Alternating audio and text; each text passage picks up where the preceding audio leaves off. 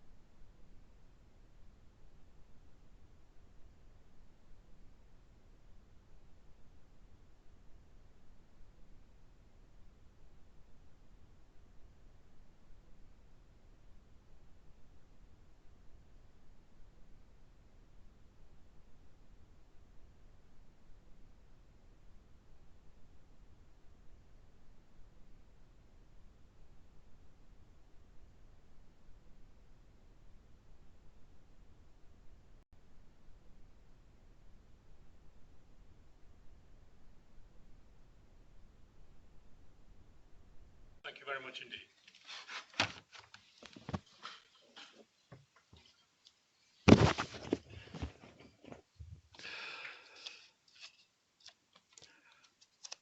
I'll just deal with a couple of items of apologies. One item was called in by the local ward member, Councillor George Chivers.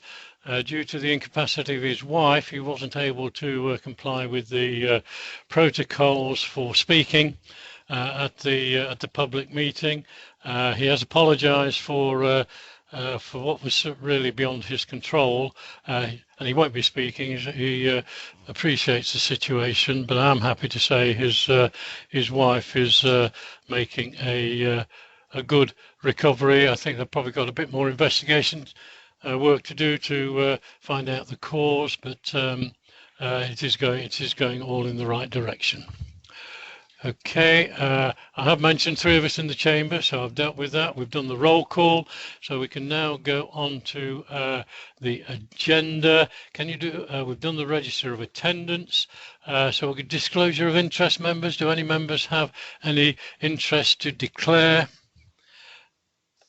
Again, you need to put in the chat box if you have, and then Shelley will unmute you so you can make that declaration. Shelley, anybody wishing to make any declarations indicated in the chat box? None indicated, Chairman. Thank you. Thank you very much indeed. Thank you, members. We'll move on to item 3, which are the minutes of the meeting held on the 17th. One slight alteration to the minutes on page 20, where, for the sake of absolute clarity, and I've now lost where I've put them. On page 20, just a very, very slight alteration to the penultimate paragraph. So on line 3 of the penultimate paragraph, on the final paragraph, after the word subject, there's a word also, delete the word also. So that will read, and subject to the following conditions, and insert the word and, subject to the written agreement of the applicants, and we're doing that for absolute clarity, so there is no dubiety as to what the conditions are recorded in the minutes of the meeting. So with that amendment, I will ask if any member wishes to go through page by page. If they don't indicate in the chat box, I'll assume that members have read them, and with that addition to the minutes, I will move that they be approved and ask for a seconder. Mr. Chairman, Councillor Ian Selby has indicated that he wishes to speak. Ian, if it is what you mentioned to me before the meeting, I don't think it is appropriate. I know you wish to make a personal statement, but we don't make personal statements in the minutes of meetings, and I did advise you of that prior to the meeting, so I'll be very grateful if you would withdraw your request. Robert, I saw you got something in the chat box. Are you seconding the minutes? I think I'm approving them in accordance with this. Helen's happy to second. Okay, well, I've moved the minutes. So, Councillor Crawford, I understand you are happy to second. Councillor Crawford, I've unmuted your microphone if you wish to indicate. Councillor Crawford, do I understand you seconding the minutes? Yes, happy to second. Sorry, it wouldn't unmute. Okay, well, you're not unmuting yourself. Shelley is doing it for you. So as soon as you've indicated, you need to listen to Shelley because she'll tell you when you're unmuted. Okay. But it wasn't unmuted. But anyway, yes, happy to second, Chairman. Thank you, Helen. Ian, you've indicated you wish to speak. If you are going down the lines that we've already discussed, I'm sorry, I'll mute you, but carry on for now.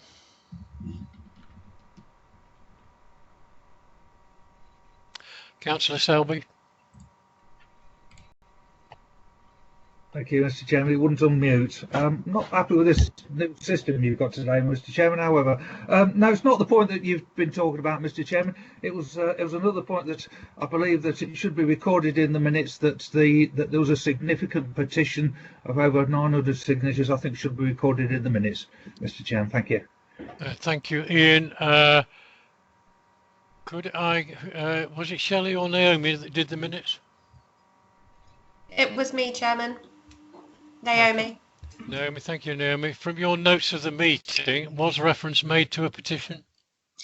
I wouldn't be able to say straight away. I would have to go back and look at the draft minutes that I did to have a look and see if that was included. I can certainly go back to the recording and double check and then add that in if members would be happy with that.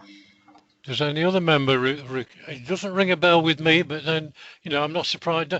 I'm not surprised it might. Mr. Chairman, you're muted now. Sorry, I'm having the same problem as Councillor Selby. Does any other member recollect a petition being referred to? I don't, but that doesn't mean to say it wasn't. Councillor Crawford? Shelley, can you unmute Councillor Crawford, please? She is unmuted, so she should be able to speak. Helen, we should be able to hear you. Yes, I do remember that a petition was Fine. mentioned. Thank you for that, Helen. Thank you for that. Ian, Naomi, could you record that in as an amendment to these minutes, please? Yes, I will do, Mr. Chairman. Thank you. Thank you kindly. Thank you for that, Councillor Selby. Councillor Crawford. It was mentioned by Steve Giuliani, I believe. Okay, it doesn't matter by who. It was mentioned in the meeting that there was a petition, and that is all I needed to clarify. Okay, can we move on to item 4 then, please? The first application. Chairman, it's Martha. We need to just do a vote on the minutes. Oh, I beg your pardon. Thank you, Martha. Yes, Naomi. Thank you, Mr. Chairman. Councillor David Bellamy. For. Councillor Harish Bisnarsing. For. Councillor Helen Crawford. For. Councillor Phil Dilks. For. Councillor Mike Exton. For. Councillor Rosemary Cabery Brown. For. Councillor Penny Milnes.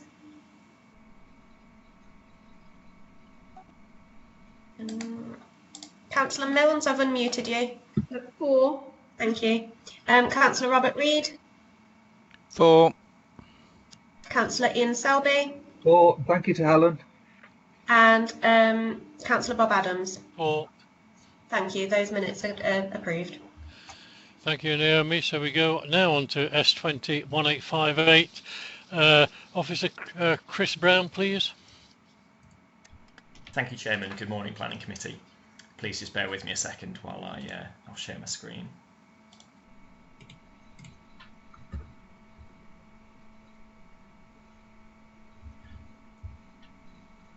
Chairman, I'd be grateful if you could indicate when my screen's available to view. Yeah, will do, Chris. Thank you. Yes, your presentation can be seen now, Chris. Excellent. Thank you, Chairman.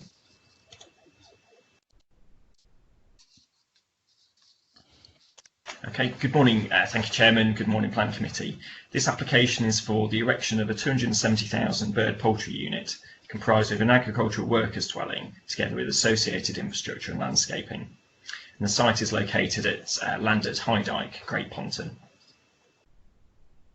Key issues raised as part of this application include the principle of development, impact on the character and appearance of the area, the highway impact, impact on residential amenity, impact on ancient woodland, flood risk and drainage, impact on biodiversity, archaeology and minerals and waste. This is an aerial overview of the site. It shows the application site located to the east of Great Ponton, south of Woodnook and west of Boothby Pagnell, and indicated there by the red circle there in the centre of your slide. Moving on to a more zoomed in aerial view of the site, this shows the field in the centre of your screens, with access to be taken from the High Dyke Road, which runs north to south to the east boundary of the site. And this slide also shows the proximity of the site to Ponton Park Wood to the north, which I'll come on to in later slides. And this is the site location plan. Moving on to some photos of the site. So this first photo, this shows a view across the site and the boundary hedgerow from the High Dyke Road. The field slopes away from the road, and with this view looking towards the village of Great Ponton. This next slide is now looking northwest across the site. So now note the pylons that run across the front of the site there. This picture, we've now moved, still on the High Dyke, looking to the boundary hedge and across the front corner of the site. And this slide just shows again that the Ponton Park Wood is there in the background of that slide. This is now a zoomed in picture, again taken from the High Dyke Road. So this is zoomed in looking towards Great Ponton, and you can pick out the tower there of the Church of the Holy Cross in the centre of your screen. Please note the slope of the site away from the High Dyke Road. In this picture, this shows the High Dyke Road. So on the left of your screens, this is the view back towards, this is the view south, so this is towards Easton and Colsterworth. And on the right hand side is the view north, looking towards Grantham. Moving on to the site plan, the proposal is for 6 poultry buildings or poultry sheds, together with an ancillary bungalow and ancillary buildings. The layout is as per the previous application, S19-0277, with access taken from the northeast corner of the site from the High Dyke Road. I'm unable to zoom in fully on the presentation view, but if I'll get the pointer up for a second. Just to highlight with the laser pointer this cross-section plan here at the top of your slide. The reason I wish to highlight this cross-section shows the ridge height of the proposed poultry buildings or poultry sheds. The ridge height will be lower than the road, so High Dyke Road is where the laser pointer is now. And due to the slope of the site and the cut and fill strategy proposed by the applicant, the buildings will be set into the slope of the field.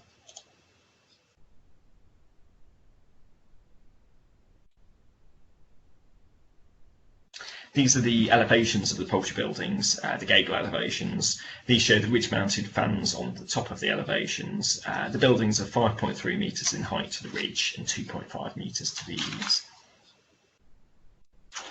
This is the bungalow, which is ancillary to the proposal. This is for an on-site manager for the site. The bungalow is a relatively modest three-bedroom bungalow with a low ridge height of 5.2 metres.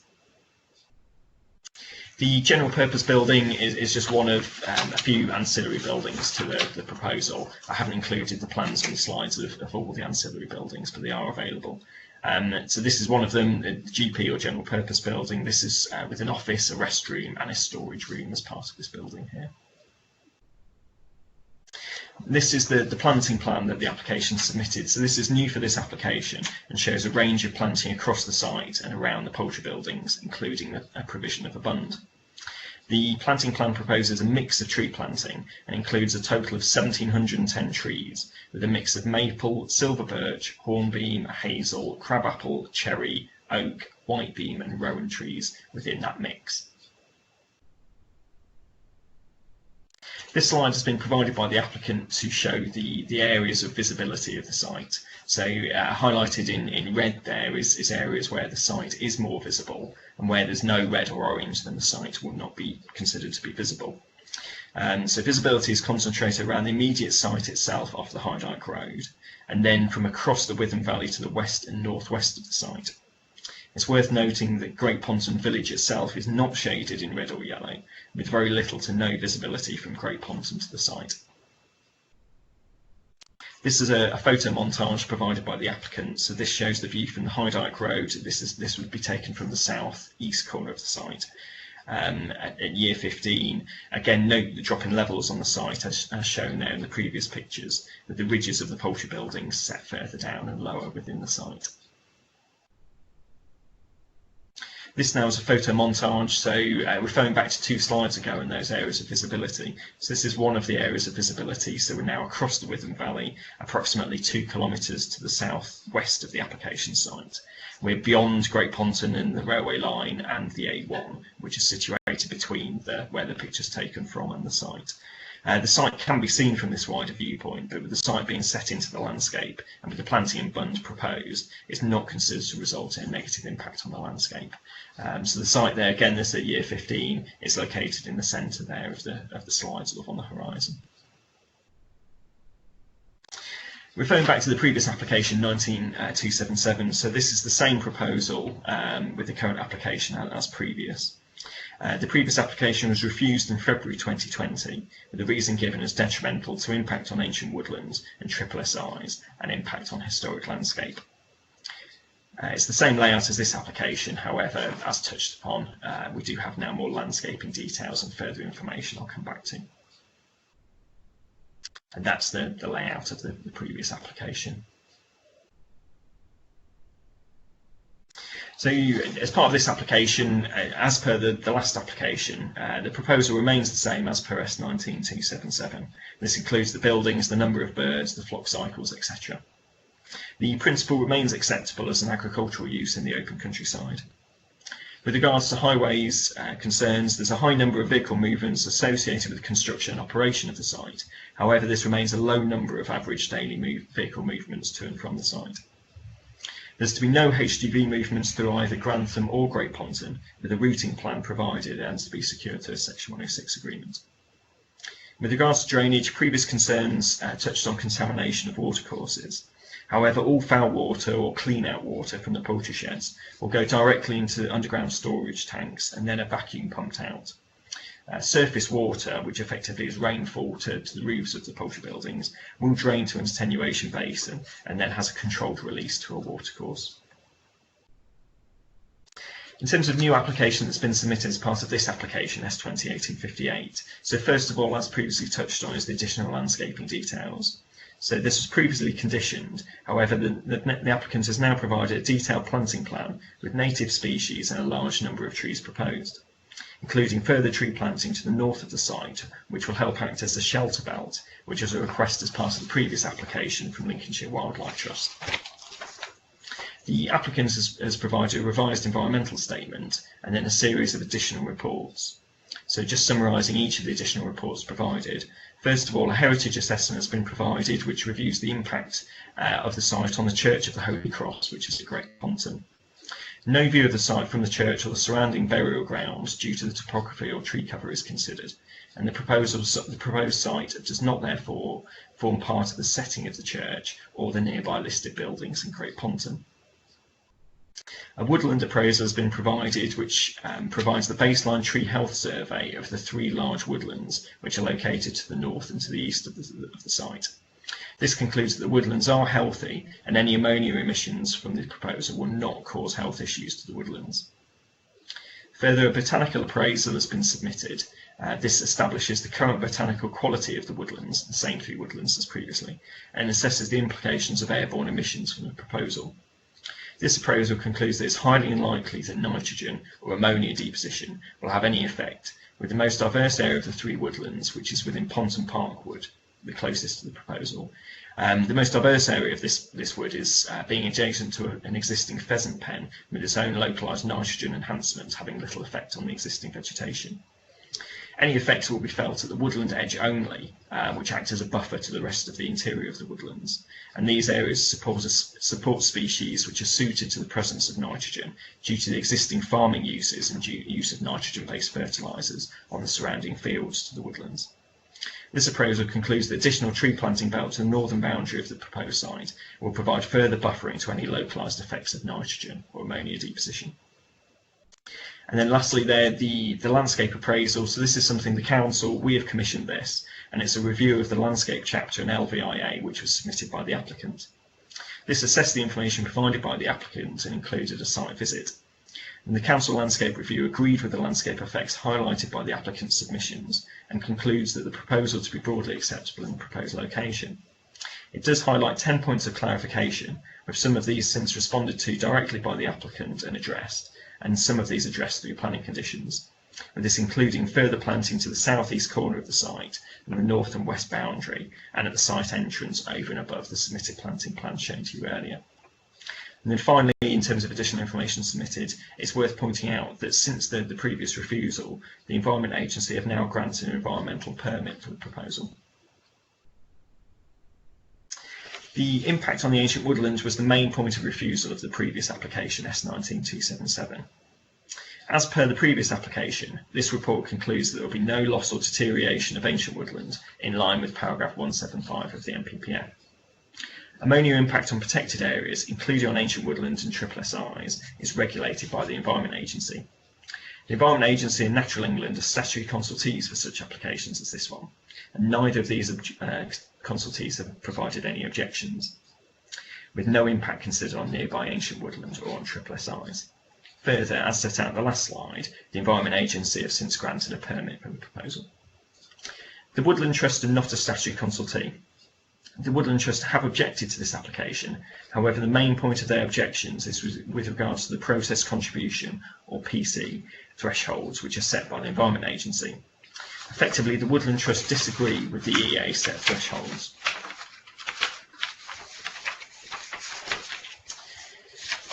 In this case, the EA set threshold for ancient woodlands and local wildlife sites is 100% of process contribution. And this proposal results in a worst case of 22% process contribution of relevant critical load at the closest point of Ponton Park Wood. And this 22% is significantly lower than the 100% threshold set by the Environment Agency. The Woodland Trust may continue to lobby the Environment Agency to amend the set thresholds. However, this is considered to be a separate point to the determination of this application. For this application, the predicted nitrogen deposition is significantly lower than any EA threshold for ancient woodlands and SSSIs, and is not considered to be significant. Further, the applicant has since undertaken the further woodland and botanical appraisals that assess the health of the nearby woodlands and conclude that any ammonia or nitrogen deposition will not impact on the health of the woodlands.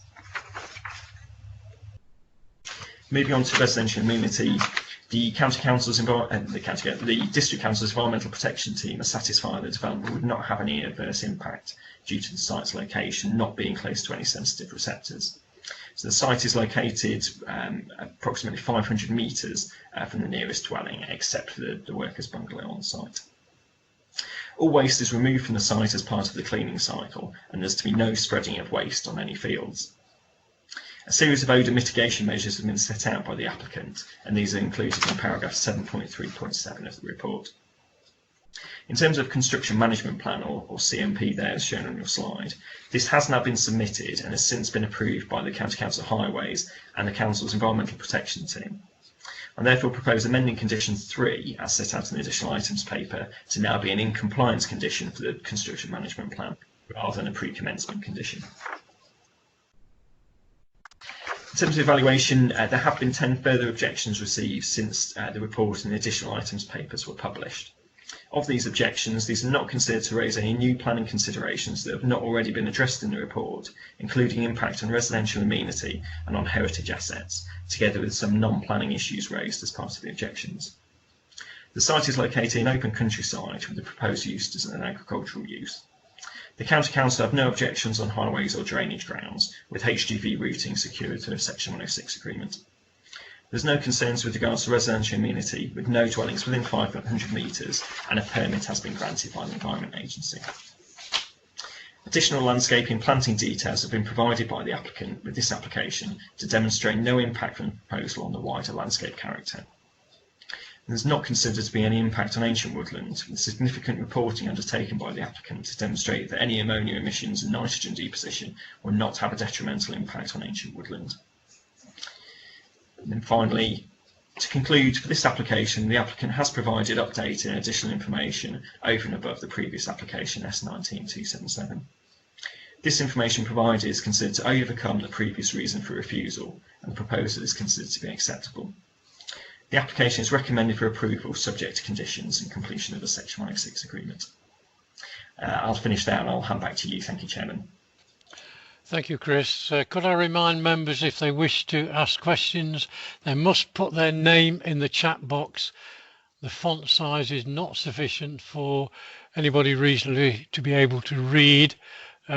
Shelley, sorry, Chris, thank you for that presentation. Somebody has indicated they wish to ask a question of the officer. Shelley, yes. Can you do? Yes, Chairman. It's Councillor Ian Selby. I will unmute Councillor Selby's microphone. Thank you, Shelley. Just to Councillor interrupt, Chairman, Selby. did you want to go to the speaker first? Before... Oh, well, I beg your pardon. Yeah, thank you, Chris. Sorry to interrupt. No, I'm pleased you did. Thank you very much indeed. My apologies, Mr. Dillon. You have 3 minutes to address the Planning Committee. Thank you. Thank you, Chris. Mr. Dillon? I've just unmuted your microphone, Mr. Dillon. You should now be able to speak.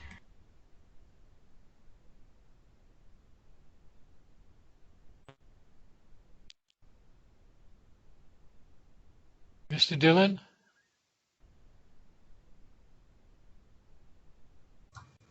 Hello. Fine. Okay. Yeah, we can hear you, Mr. Dillon. Thank you. Right. Thank you very much, members of the Planning Committee. My name is Kenny Dillon. I work for ADES as an Associate Director of Planning. I'm here to represent my client, Bowler Adams, to promote this planning application.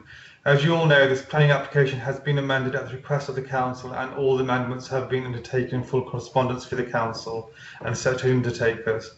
The key amendments to this proposal are the following: the additional reporting on ammonia emissions from the proposal and to assess any impact upon the health and vitality of the nearby ancient woodland and the triple SIs. These additional reports provide unquestionable evidence that the proposal will not cause any harm to these woodlands and triple SIs.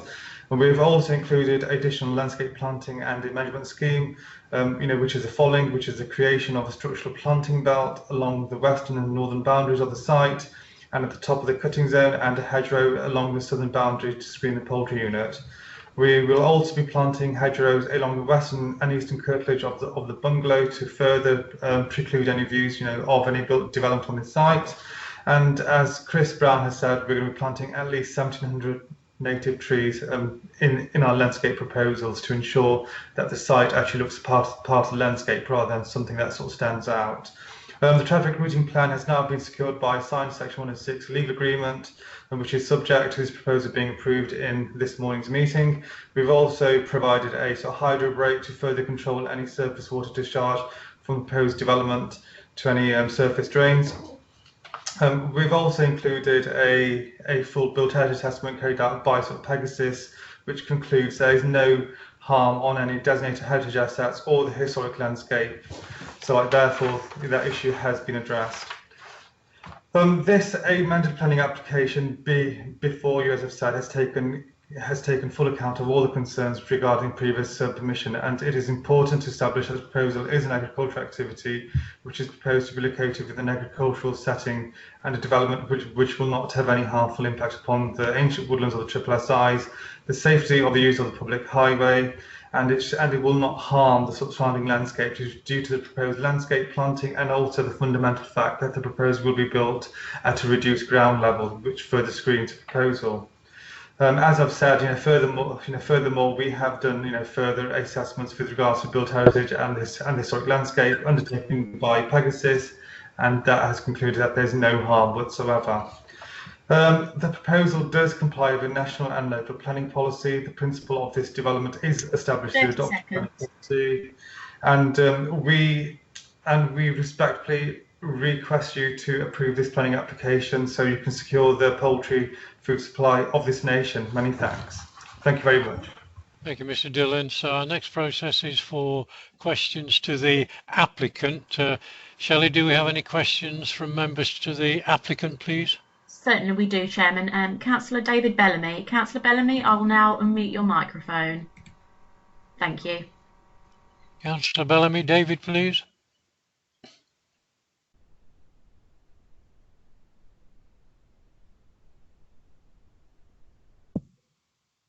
Can I remind members, you've no need to try and unmute yourself. Shelley will do it all for you.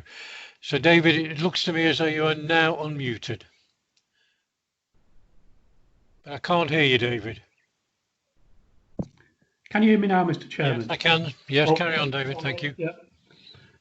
Yeah. Question to Mr. Dillon, please. All the the air handling units, or the thinking the air heat exchangers, they're called in the report, aren't they? They are there to reduce ammonia or nitrogen levels. Are they refrigerant-based air handling units? Mr. Dillon, are you able to answer that? Can you unmute Kenny Dillon, please, Shelley? You're unmuted now, Mr. Dillon. Thank you. The heat exchangers are they are like water heated, so they don't use any refrigerant.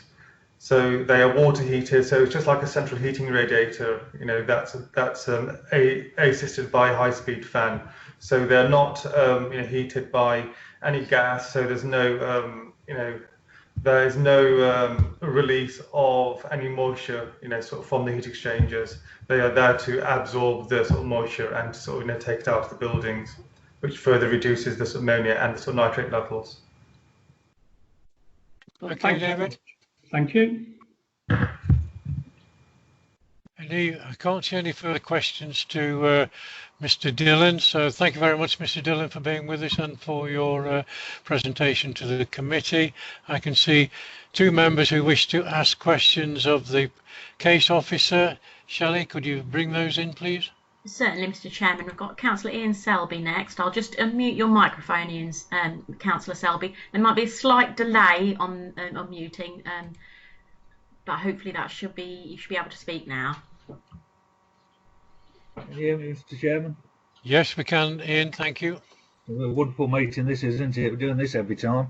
Anyway, first of all, thank you very much to Chris for the presentation, much appreciated. I asked my question, speaking with local knowledge on this question, Mr. Chairman. My question is, since the last time that this item came to the committee, can you tell me, please, what improvements, if any, have been made to the highways issue with regarding the access to the site? Has there been any slip road introduced or anything of that nature? Raised concerns in the past about the undulating road on the High Dyke. My concern is with the big HGVs not just going in the site. I think it'll be even more difficult for them pulling out of the site onto the High Dyke Road, and if there's been no significant improvements to the safety issues, then I would be concerned about that. I'd just like to know if there's anything been made on that. Thank you very much. Thank you, Chairman. Chris? Thank you, Chairman. Sorry, and thank you, Councillor Selby. I'll just put my camera back on. There you go. Thank you, Councillor Selby, for the question. With regards to the highways movements and the entrance and egress from the site itself to the access, so the site remains accessed from the High Dyke Road. In terms of that access, I'd have to look back over the previous application to see if there's been any amendment. But what I can say is the access has a 10-metre radii. It has 215 metres visibility displays in both directions along the High Dyke Road, and the applicants provided a swept path analysis, which effectively shows sort of the angle that a large HGV vehicle, so I think this is based on a 16.5 metre vehicle turning into the site and then turning out of the site as well. So the access is on High Dyke Road only with HGVs, not to be routed through either Grantham or Great Ponton, and the applicant has demonstrated sufficient turning circles, visibility, etc. for that access, to the point where the County Council don't have any objections. They're happy with the access that's proposed. Thank you, Chris. Does that answer your question, Ian? You're unmuted. Not better. I'm still concerned about the traffic coming out of the site, Mr. Chairman. That there's, as I've highlighted in the past, that particular road, you get a lot of speeding traffic on that. Chairman, this is a time for questions rather than comments. For the debate, sorry. Thank you, Martha. Okay, Chris, there's something that's in the back of my mind that came in on papers where the highways, county highways, had asked for some adjustments to lengthening the slip roads on and off the site. Thank you, Chairman. County Highways, and the later items, they'd asked for further information about the construction access into the site as part of the construction management plan. So the applicant has since amended that construction management plan, so the access will go in first. So initially that wasn't proposed, but the applicant has now proposed that the access will go fully in before they start building any of the poultry units. So that access will be fully set up effectively pre-construction. That's the point. Yes, yeah, that's the point. Is at the back of my mind. Thank you, Chris. Shelley. Mr. Chairman, I think we've lost your sound a little. It's all right. Yeah, it's me. Lovely. Yes, we have Councillor Harish Bisnassing next. Councillor Bisnassing, I'm now unmuting your microphone. You should be able to speak now. Thank you. Councillor Bisnassing, Harish, please. You shouldn't need to touch your microphone at all, Harish. Or do they have to, Shelley? Do they have to? No, once I've unmuted it, I think there's a tiny delay before they can actually speak, but they should be able to speak pretty much immediately. Okay. Harish, can you hear me? I'm wondering maybe if Councillor Bisnassing has lost connection. I will speak to IT and see if someone can check. Thank you, Shelley. Sorry, Jeff, you wish to... Just excuse me a minute, Shelley. Sorry, Jeff? sorry. Yeah, apologies. Yeah, just while we're waiting for Councillor Bisnassing to come in, just to sort of add to the point that Chris made, obviously there's been an update through the additional information regarding the construction access. We just also highlight that the previous reason for refusal focused on the ancient woodland, triple SI and historic landscape issues, so we didn't actually raise formally through the previous assessment and refusal a concern about highways. Just thought that was worth raising again, Chairman, just for clarity. Okay. Thank you, Jeff. Harish, are you with us? Councillor Bisnassing, I've unmuted your microphone. If you could indicate. If you turn your camera on, Harish, we can... I can see that he's indicated that he can hear us, and I have asked IT to have a look into why he can't respond, because he is unmuted. Okay, I can see Penny wishes to ask a question of Chris. Can Penny come in? Certainly, Mr. Chairman. I'll just unmute her microphone. Councillor Milnes, you're now unmuted. You should be able to speak.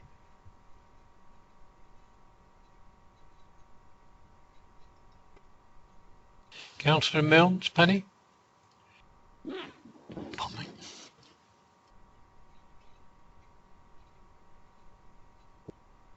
Hello. Yes, Penny, we can hear you. Thank you. Yes, I think you do have to press something in order to be heard. I was speaking to nothing. Then you press a button and it does unmute you after that. Okay, thank you, Penny. Okay, it's a question to Chris. Chris, I wonder if you could explain to us the lighting suggestions that are going to be on the site and on the buildings, please. If it's in the submissions, I'm afraid my machine doesn't make it big enough to read much of it. So that's one question to you, and I'm sure you're prepared for that. My other question is about the planting scheme. There were queries about the size of saplings that might be planted. I'm also asking about the rate of growth and how many years it's going to take to be effective. I see from some of your photographs you're talking about year 15. So perhaps you could just answer those queries for me, please. Thank you. Thank you, Penny. Chris? Thank you, Chairman. Thank you, Councillor Milnes. First of all, if I take them in turn, if that's okay, with regards to the lighting proposals for the scheme, this is effectively, it was additional information provided by the applicant later on, Councillor Milnes, so it's possible that you haven't missed that if you have been looking for it. So initially, lighting was to be conditioned, but the applicant then wished to submit that information up front rather than have that as a condition to discharge. So the lighting proposed has been set out by the applicant and is now secured to a condition, and it's effectively LED downlighting to all of the poultry buildings. So the applicants provide a demonstration of the light spill effect from those lights, which is very low. Effectively, it's just a single LED downlight on the front of each of the cable ends of those poultry buildings. So there's no wider floodlighting proposed, for instance, or no sort of, I don't know how to describe them, but no larger floodlights effectively across the site. It would just be the bungalow, which will be operated as a residential dwelling and have its own lighting as per a normal dwelling. And then each of the poultry buildings will have its own LED downlighter, and that's it. With regards to the planting plan and sapling size and years effective, so as part of that planting plan, if you just bear with me, I'll get it up in front of me. The applicant has provided details of all the sapling sizes to be provided, so they've set out within that planting plan the number of each species of tree, and then the fact that most of them will be seed raised, for instance, and a certain size and a certain root ball size effectively prior to planting. So they're not planting tiny whips, if you like, across the site. Some of them will be more substantial than others. And then in terms of years to become effective, so by 15 years, the photo montages showed it very effective. Effectively, those trees will have grown substantially over the 15 years. I didn't include them as part of the presentation, but the applicant has provided the same photo montages at year 1 as well. And even at year 1, with the saplings proposed to be planted, there is still sufficient screening to screen the site from longer distance views. And that's also helped, even if there was no planting. There's still the bunds, there's still the fact that the poultry barn buildings are set within they're cut into the site, which is on the slope, and they're the sort of juniper green colour as well, so they all sort of blend in with the landscape, even without the planting. However, obviously the planting is required necessary for full landscaping purposes. Thank you, Chris. Penny, okay? No further questions, Penny? I'm just pressing these mute buttons. Sorry about that. I can hear you now. Yes, but when we go back to lighting, is it the light spill? I know there are certain things like area of national beauty compliant lighting where the light spill is minimal, bearing in mind the position of this site on the hillside. I wondered if there was any information on where that fits. And going back to the planting plan, of course, it's very important that the northern boundary planting is operational quite quickly, isn't it, as part of the mitigation for the ancient woodland. So I just wondered if there was slightly more information on that for us. But thank you, Chris, for that. I can't always read on my little pad here all the little bits of information on the plans, unfortunately. But thank you. Thank you, Penny. Any response, Chris? Yes, thank you, Chairman. Thank you, Councillor Milnes. Just on the light spill, I don't quite know how to demonstrate it without showing a plan. However, the applicant has submitted details of the LED downlighting and that light spill. It's only a very limited area to the front of each poultry building that effectively be lit up. So the whole site effectively will be dark. It's only sort of a small light spill in front of each of the poultry barns. So it's the type of thing, yes, you'd notice that there are some lights when driving along the High Dyke, but outside of that you certainly wouldn't see any further lighting. And like I say, it doesn't illuminate the field or anything outside of the immediate buildings really. In terms of the soft landscape and implementation, yes, it is vital that is put in place early on. That is to be secured through planning conditions. So we've got condition 7, which sets out the details of the planting that we're requesting. And then the follow-on condition 8, effectively is before the end of the first planting or seeding season following occupation, that all soft landscaping works and boundary treatments shall be carried out in accordance with approved soft landscaping details. So there may be a period of a few months when the planting is still going in and the buildings have just become operational, but effectively within a year of the buildings being operational, all that soft landscaping should be in and implemented. Thank you, Chris. Okay, Penny. Yes, thank you for that clarification, Chris. Thank you, Penny. Shelley, any further questions to the case officer? Yes, we've got Councillor Bisnath Singh. Councillor Bisnath Singh, I'm going to unmute your microphone, and then I believe you also have to unmute as well, so a member has indicated. So you should now be able to do that.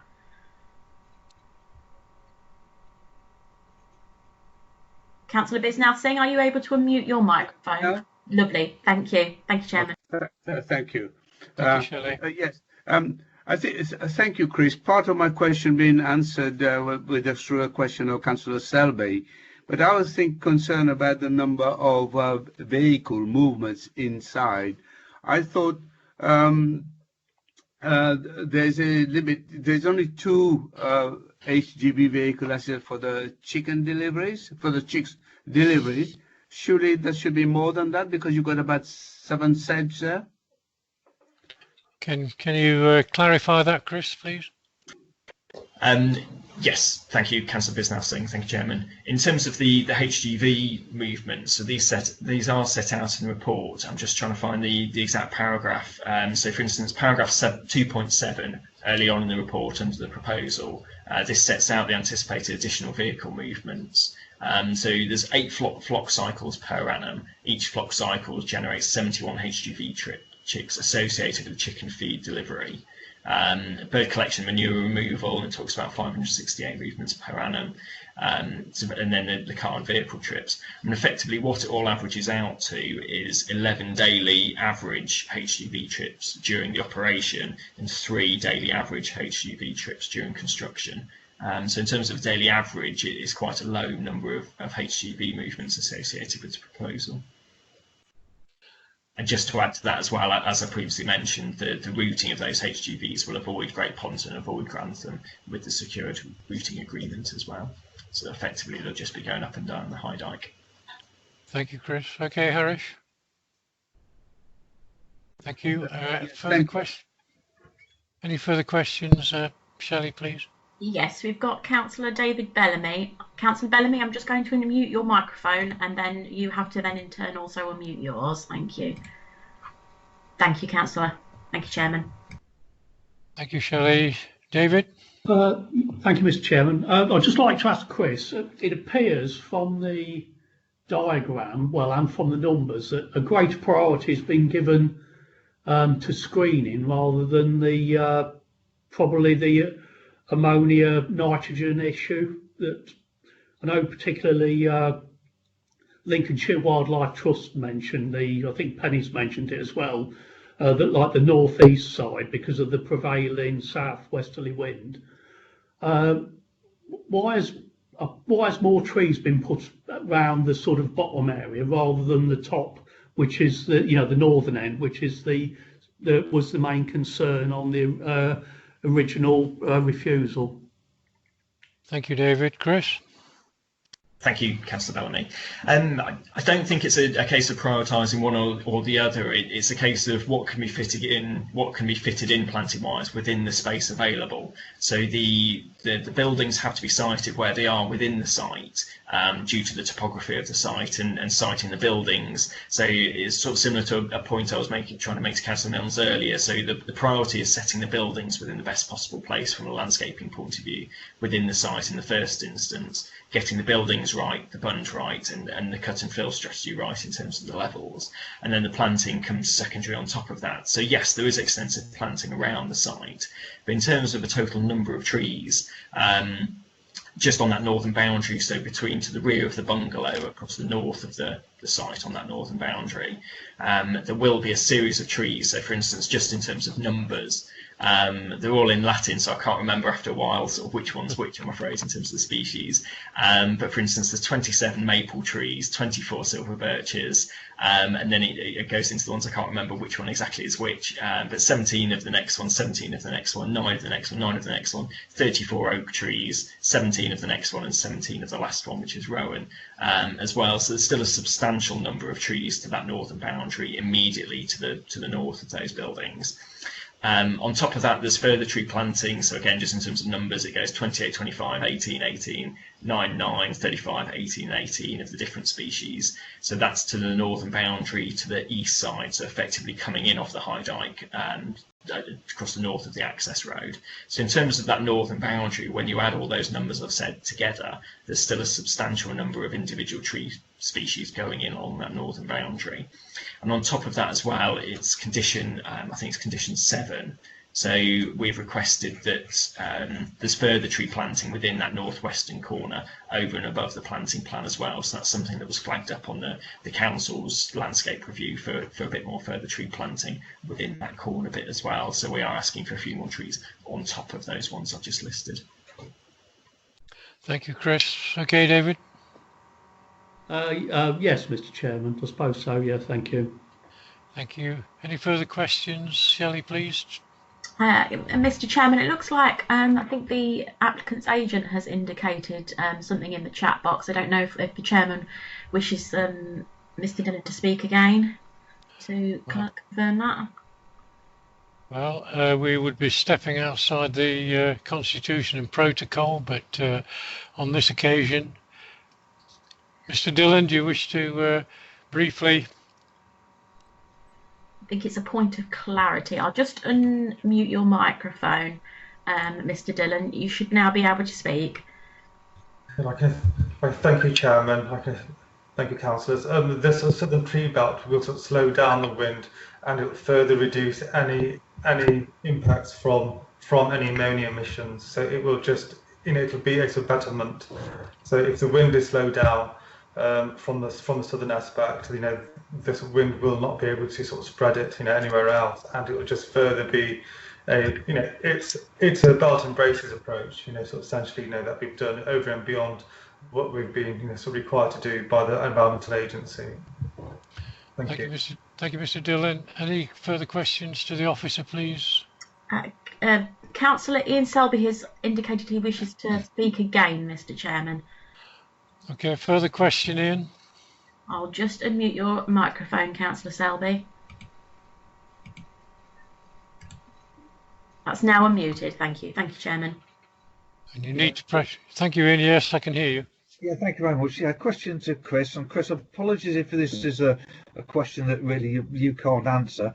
However, going back to the highways issues that I've raised, when a vehicle, and we're talking big HGV vehicles here, aren't we?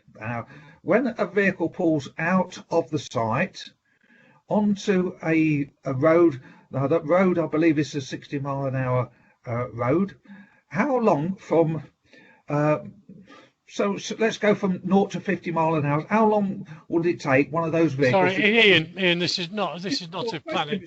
This is not a planning consideration, Ian. Please. Sorry, I don't want to mute you, but it's not a planning. It's not a planning consideration for Chris to answer. It's a highways safety issue. Can I just finish the question? You haven't heard the question yet. The question is, how long would it take a major vehicle of that size to get up to speed of the traffic that's on that road? That is my question. Thank you. Sorry, Jeff. Chris, just for a minute, Jeff wishes to come in on that. Yes, thank you, Chairman. I think it's sort of reiterating the point I made earlier through you. Obviously, the proposal has been looked at by the Highway Authority in terms of detailed technical expositions on the highway matters, the nature of the proposal, the vehicles using the site and the frequency of those are set out within the submissions, and Chris has referred to that in the published report in part. But in terms of the technical consultative, they've looked at this both the previous application and now this current application, and they've found there's no objection to it. Obviously, we've talked about the conditions that are attached and the routing agreement that's sought via the Section 106 agreement. So yeah, we can't really go into those detailed expositions on distances, which I think is where Councillor Selby is wanting to go. So I think, yeah, in terms of the highways issues, they have been covered by the relevant technical consultee. That's probably all I can offer at this stage, Chairman. Thank you. Thank you, Jeff. I think the question that comes to my mind is, and I have seen it on other roads, where there is a warning of slow vehicles joining carriageway. Chris, is that something we could explore with the LCC highways? Thank you, Chairman. There will be a note to applicant, so on the additional items paper, highways, it was something I missed off the initial report, and highways made sure I added, but for instance, the additional informative note would be the permitted development requires the formation of a new / amended vehicular access. These works will require approval from the Highway Authority in accordance with Section 184 of the Highways Act. So these points you're making, Chairman, effectively they'll come forward through the County Council's approval and permitting of the proposed access rather than through the planning side of it. As Jeff set out, they've got no objections at all to the access, and it's set out, it's got suitable visibility display, etc.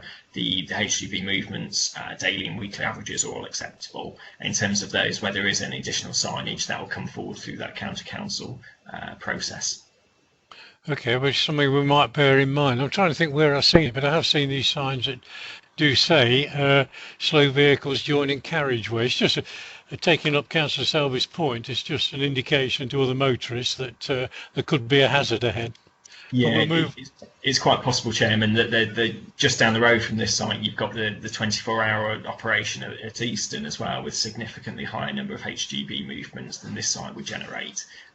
You know, that produces probably more hourly HGV movements than this one will do daily, and it's not located very far away at all, and it's quite possible that's where you may have seen those signs.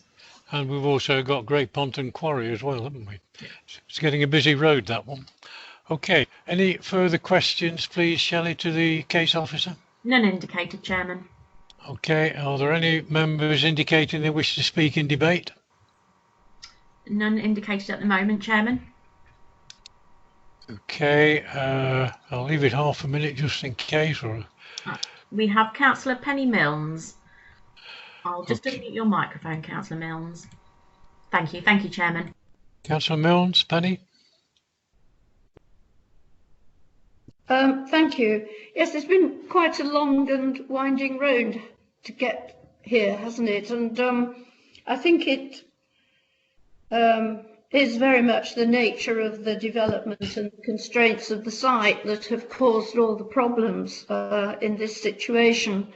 I am very pleased to see all the extra tree planting and you know, that this could work, that it will be fine on the ancient woodland and also on the landscape, and I can only live in hope that it turns out to be so. I'm still a little bit troubled by it, I have to say. I think it will take time for this to settle in. And of course it's going to be there for a very, very, very long time. The slope of the escarpment down from the Ermine Street is important in the landscape around Great Ponton and that area. I think it's part of the landscape assessment value, and also are the ancient woodlands. So I think I'm just hoping that with all the reports and the extra planting and all the extra considerations and the minimal lighting, that this will work.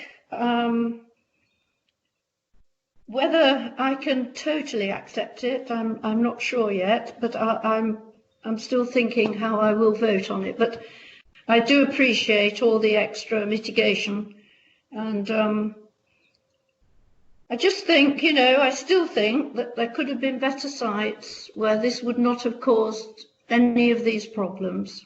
So there we are. But thank you anyway, Chris, for taking this on and taking it forward in the way that you have. I think we're in a lot better place than we were.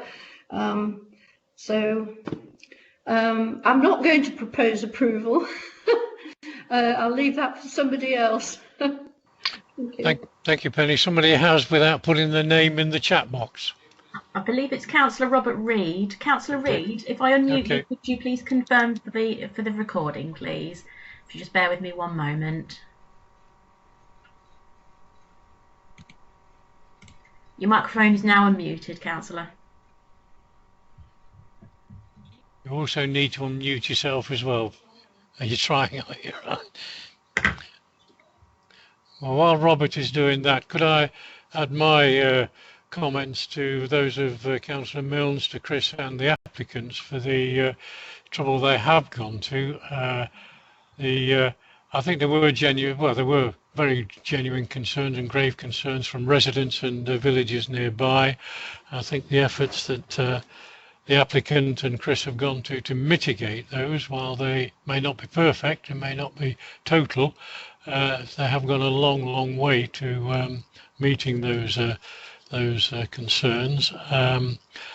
And I share the concerns of residents who are both for it and against it, and that scenario still exists within the village. But I think we've learned a lot from this application and learned a lot from further due diligence and inquiry and investigation, etc. So I do thank all the parties concerned for that. Councillor Reid.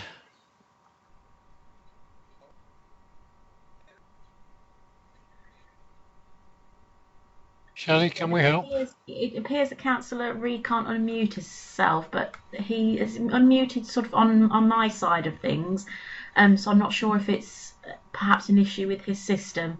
But Councillor Reid has confirmed that he wishes to propose. We do have a seconder in the chat box, Councillor Crawford, who I've unmuted if she would wish to indicate that she would like to second. Thank you, Shelley. Councillor Crawford. Helen, please.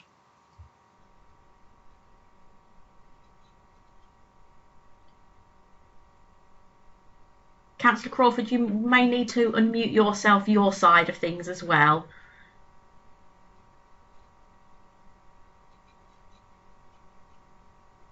Can you hear us, Helen?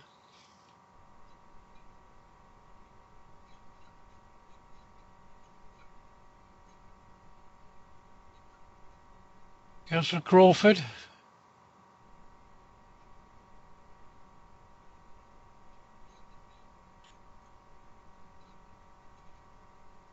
It appears that Councillor Crawford is also experiencing the same issue as Councillor Reid.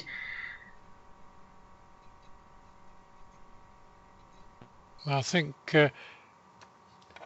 is it acceptable from a constitution protocol point of view, Shelley or Martha, that a proposer and seconder can be done in the chat box?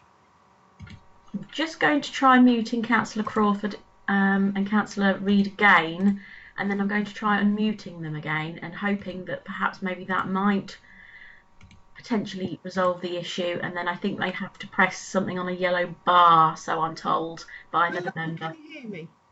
Yes, we can hear you now, Helen. Yes, quite happy to second that proposal. Thank you, Chairman, and thank you, Shelley.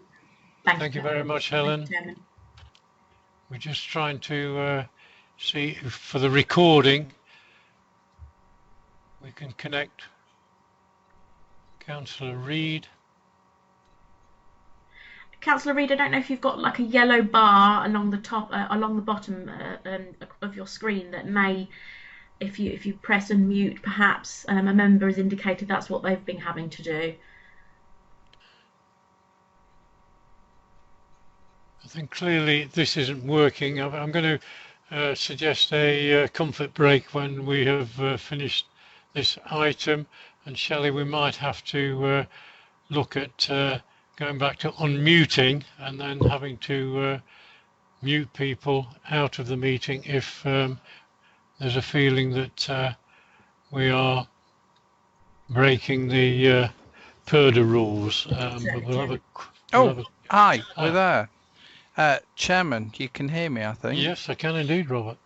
Something happened. I'm not too sure what. Yes, can I verbally propose the application for approval, having listened to all of the dialogue. Indeed, it's been a long journey, and indeed, I feel it's probably the best, particularly ecologically, that we can manage to do for this application now. So there we go, and I am very pleased to confirm that Alan Crawford is seconding the approval. Thank you, Robert. Naomi, can we move to the vote, please? Yes, Mr. Chairman, thank you. Just to confirm, Councillor Jackie Smith has been able to join the meeting. She joined us at 10:43, but because she wasn't present for the whole of this item, I won't be calling on her to vote. Okay. Thank you, Naomi. Councillor David Bellamy. Abstain. Councillor Harish Bisnath. Abstain. Councillor Helen Crawford. For. Councillor Phil Dilks. For. Councillor Mike Exton. For. Councillor Mrs. Rosemary Cavery Brown.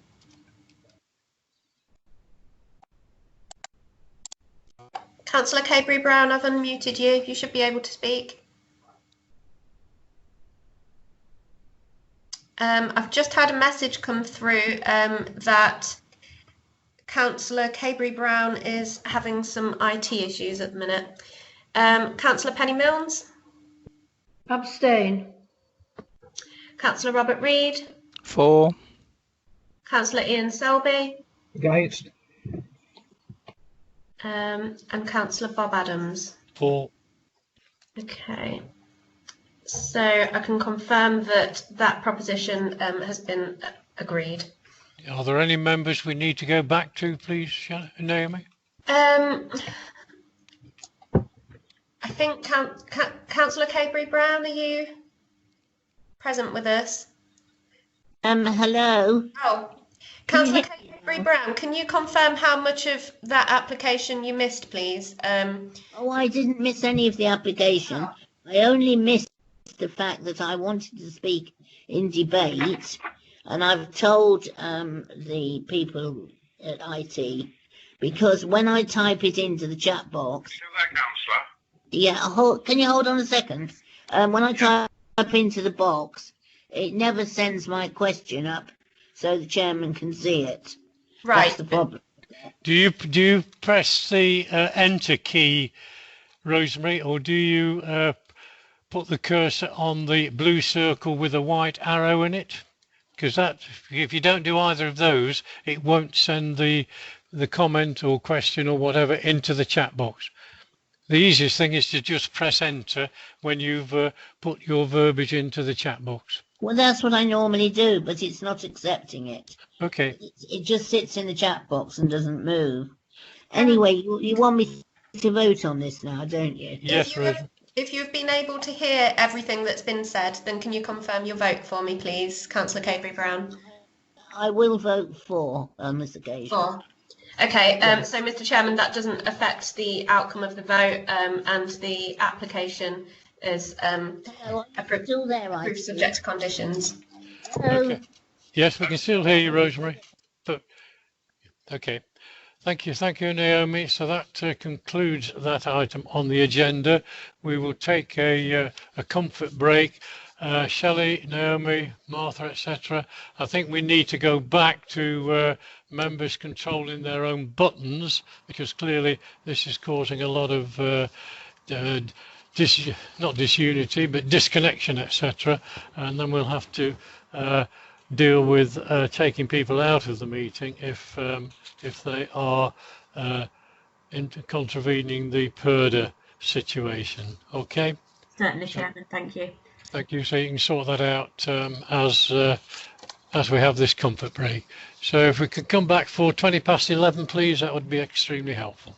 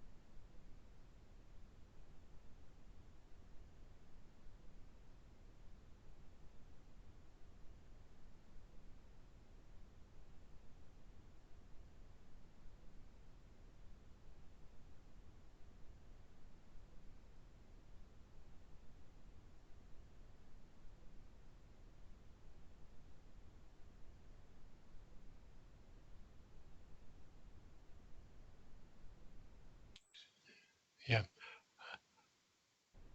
Right, are we all coming back, please?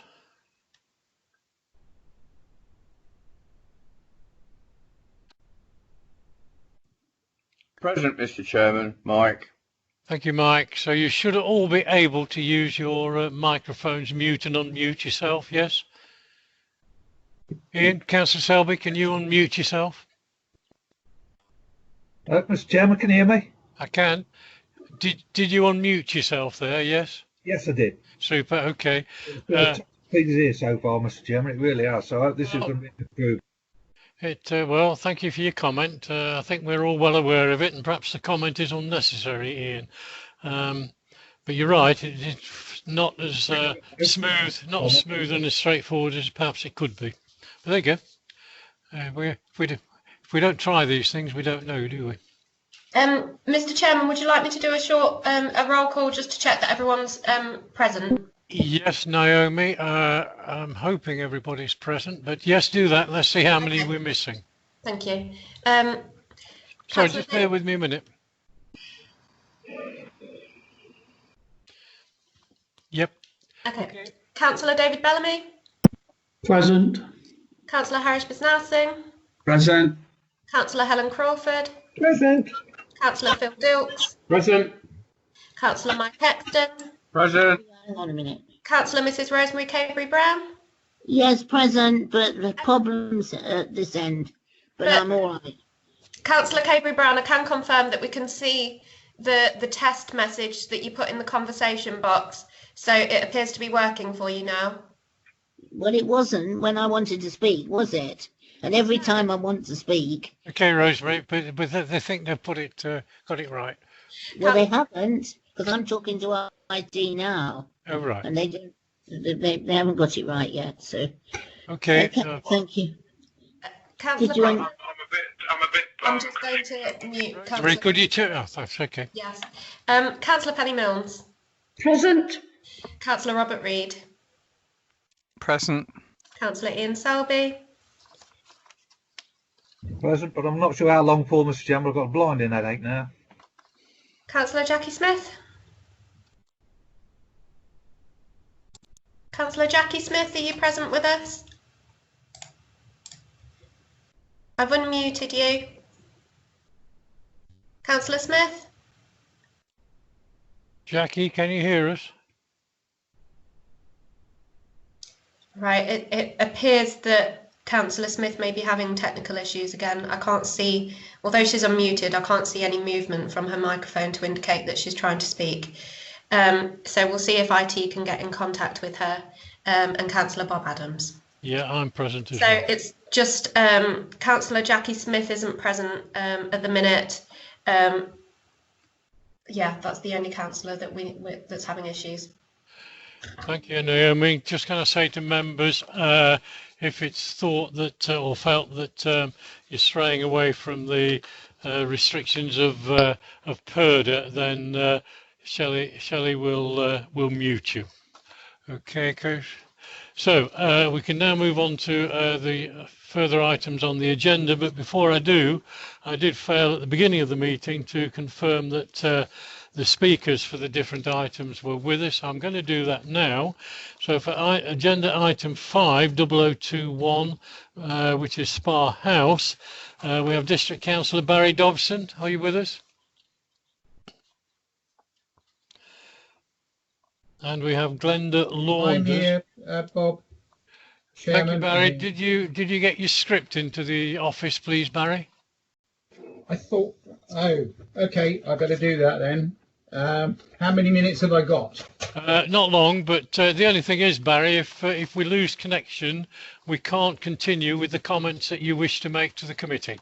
That's all. Okay, I'll do that. So I send that to... You need to get that to Naomi or Shelley? Naomi? Okay, I'll get it to Naomi, Bob. Chairman. Yeah, sure. Thank you kindly, Barry. And we have one other public speaker, Glenda Launders. Glenda, are you with us? Naomi, can you tell it, or Shelley, can you tell in the chat box whether they're with us? They appear to be in the meeting and also unmuted, so should be able to indicate whether they can speak. Glenda, can you hear me? Okay, well, Yes, I can hear you. thank you, Glenda. That's marvellous. Okay, we'll move on. We'll move on to item 6 for the speakers. We've got Chris Pithy.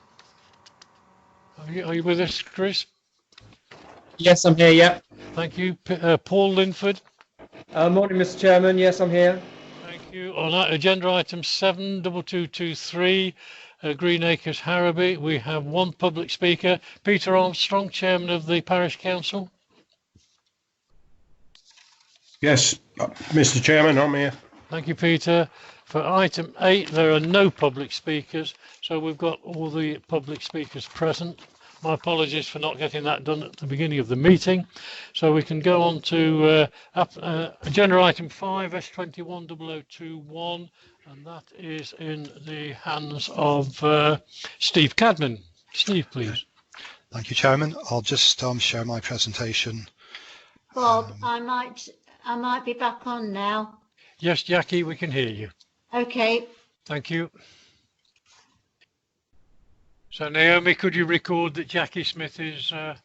Yes, Chairman, I have done so. Thank you. Thank you. Okay. I'm just sharing my PowerPoint. I don't know if people can confirm when it's visible to them. It's not. Yes, it is now, Steve. Thank you. Okay, that's great. Okay, so this is application number S21/0021. It's for the creation of tracks and internal access roads at Spa House, Braceborough. It involves creating new tracks, resurfacing some existing tracks, and there's a lighting scheme involved. There'd also be a new vehicle access onto the public highway of Spa Road. Okay, so the key issues raised here, there are potential residential amenity impacts, there's a potential for light pollution, there's potential impacts on the character and appearance of the area, and potential impacts on wildlife. So this is a satellite photo of the area.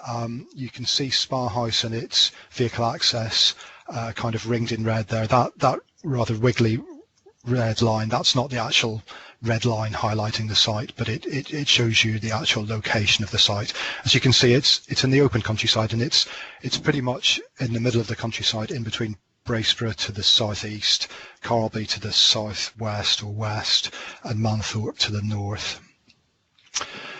So this drawing shows the application site itself. There are more detailed drawings coming up, but a couple of features are worth highlighting here.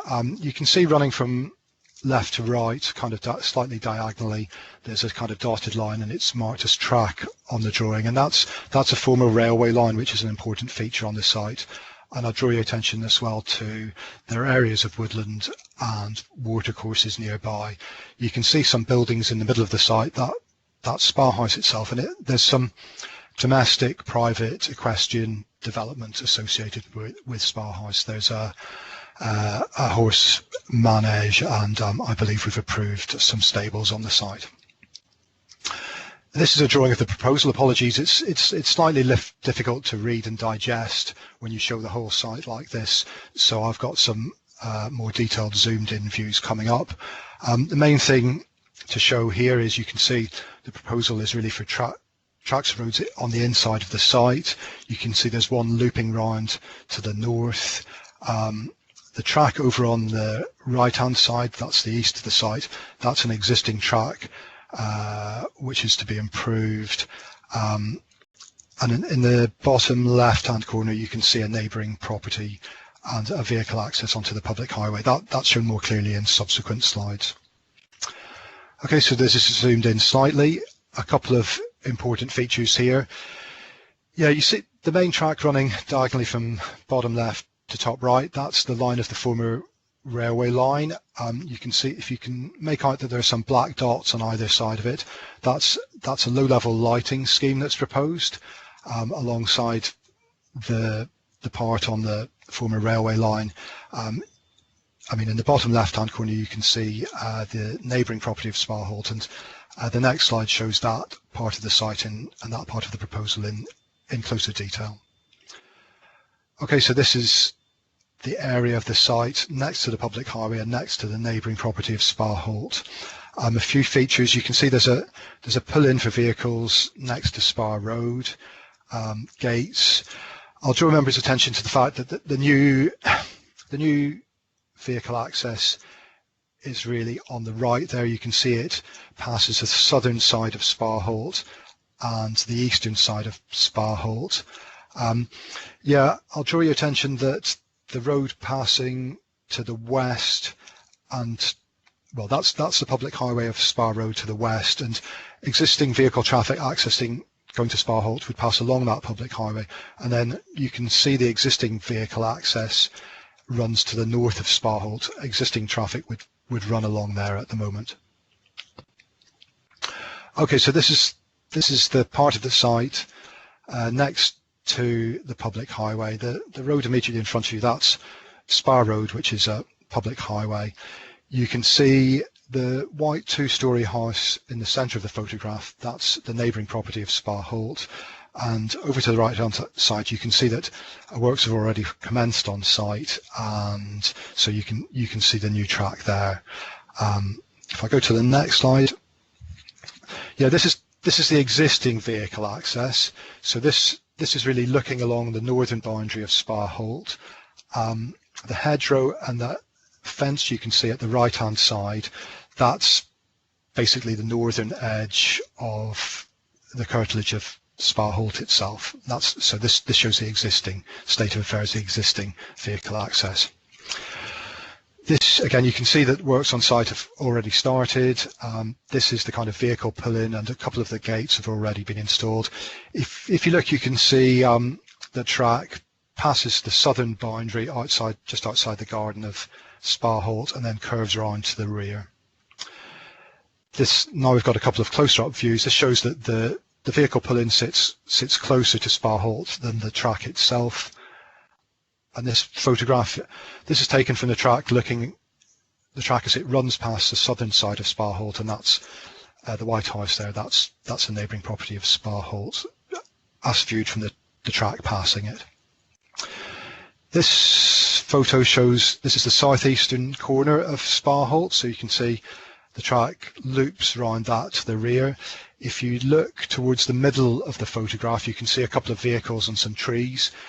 The trees there, they mark the line of the former railway line, and the next few photos are taken along that part of the site.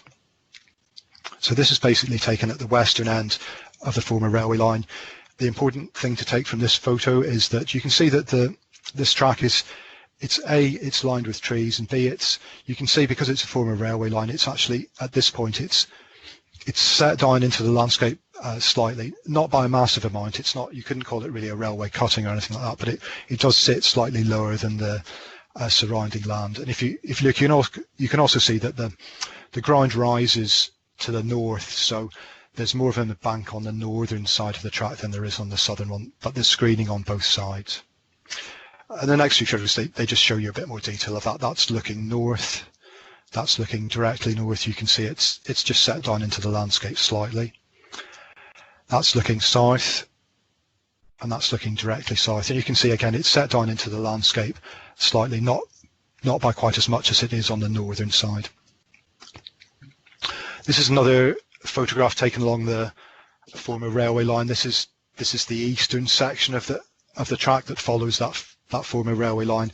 You can see this is slightly different in that it's actually quite difficult to show it in photographs, but I think you can see that the ground actually slopes away on either side, and that this part of the former railway track, it's actually raised slightly above the landscape. Okay, so I've got a couple of late items to report. In fact, 3 late items to report. These came through yesterday. We've had a consultative response from Lincolnshire Wildlife Trust, so I'll summarise their main points. They state that both the East Glen River, which is the stream running past the eastern side of the site, and also the disused railway line, have the potential to act as ecologically functional corridors, so that they have ecological significance. They recommend that there are measures during construction to protect watercourses from building materials, including hydrocarbons and soil sediment. They said that trees and boundary vegetation should be left unaffected, and they've put a reminder that impacts on birds are potentially an offence under the Wildlife and Countryside Act 1981. And then there's one of their comments I think is particularly important, so I've put it in quotes in here and I'll read it to you verbatim. They say, due to both the disused railway and watercourses holding the significant potential for use by bats as commuting corridors and foraging habitat, lighting should be avoided where possible, or if included, reduced in amount and intensity and directed downwards. And they refer to a guidance document from the Institute of Lighting Professionals called its guidance regarding bats and artificial lighting. So they came in yesterday with that comment. Yeah, we also consulted Lincolnshire Bat Group about the proposal, and having chased up comments from themselves, I got a short email yesterday and they've just responded saying that they have no comments. And a third late item, neither the agent or the applicant is able to attend this meeting, so they've submitted a statement which we're not going to reproduce in full, but I'll very quickly summarise the main points that they've made. They've said that the intention of the proposal is to improve the vehicle access to Spa House. They've stated that the amount of traffic would not increase as a result of the proposal. They've argued that the proposal would avoid the need for traffic to pass in front of Spa Hold. They've stated that the applicant is willing to undertake further landscaping to provide further visual screening of the works. They state that the lighting would be low intensity, low level lighting from 300k LED lights, which they state are warm and not bright. They argue that the lighting would be contained by the tree canopy, that's presumably the tree canopy along the line of the former railway tracks, and would be set a substantial distance away from Spa Hold. Okay, so our officer's evaluation of this proposal, we have a number of points. Yes, I mean, although it involves the creation of a new vehicle access and track running past the south and east of Spa Hold, the proposal in itself, it doesn't propose any particular intensification of the use of the site, so we wouldn't expect it to cause additional traffic. And although there's no doubt that the proposed track, there's no question that it passes close to Spa Hold, it passes close to this neighbouring property. You know, the proposal would really move the traffic from the west and the north of this neighbouring property to the south and the east of the neighbouring property. So we don't think vehicle movements would be greater or that they'd come any closer. Yeah, the applicant has submitted amended plans which went out in additional items, and they've basically reduced the amount of lighting, restricting it to just the area along the former railway tracks. And with that, we've recommended a condition requiring agreement of the details of the lighting scheme. We believe that these two factors are sufficient to mitigate light pollution impacts. We've recommended a condition which would require the agreement of landscaping at the junction. Yeah, the local highway authority have no objections, and with the view that impact on highway safety and the road network is acceptable. And on the basis of this, it's recommended for approval. Sorry, I've got a few photographs for a speaker's presentation, but if I can just close this down.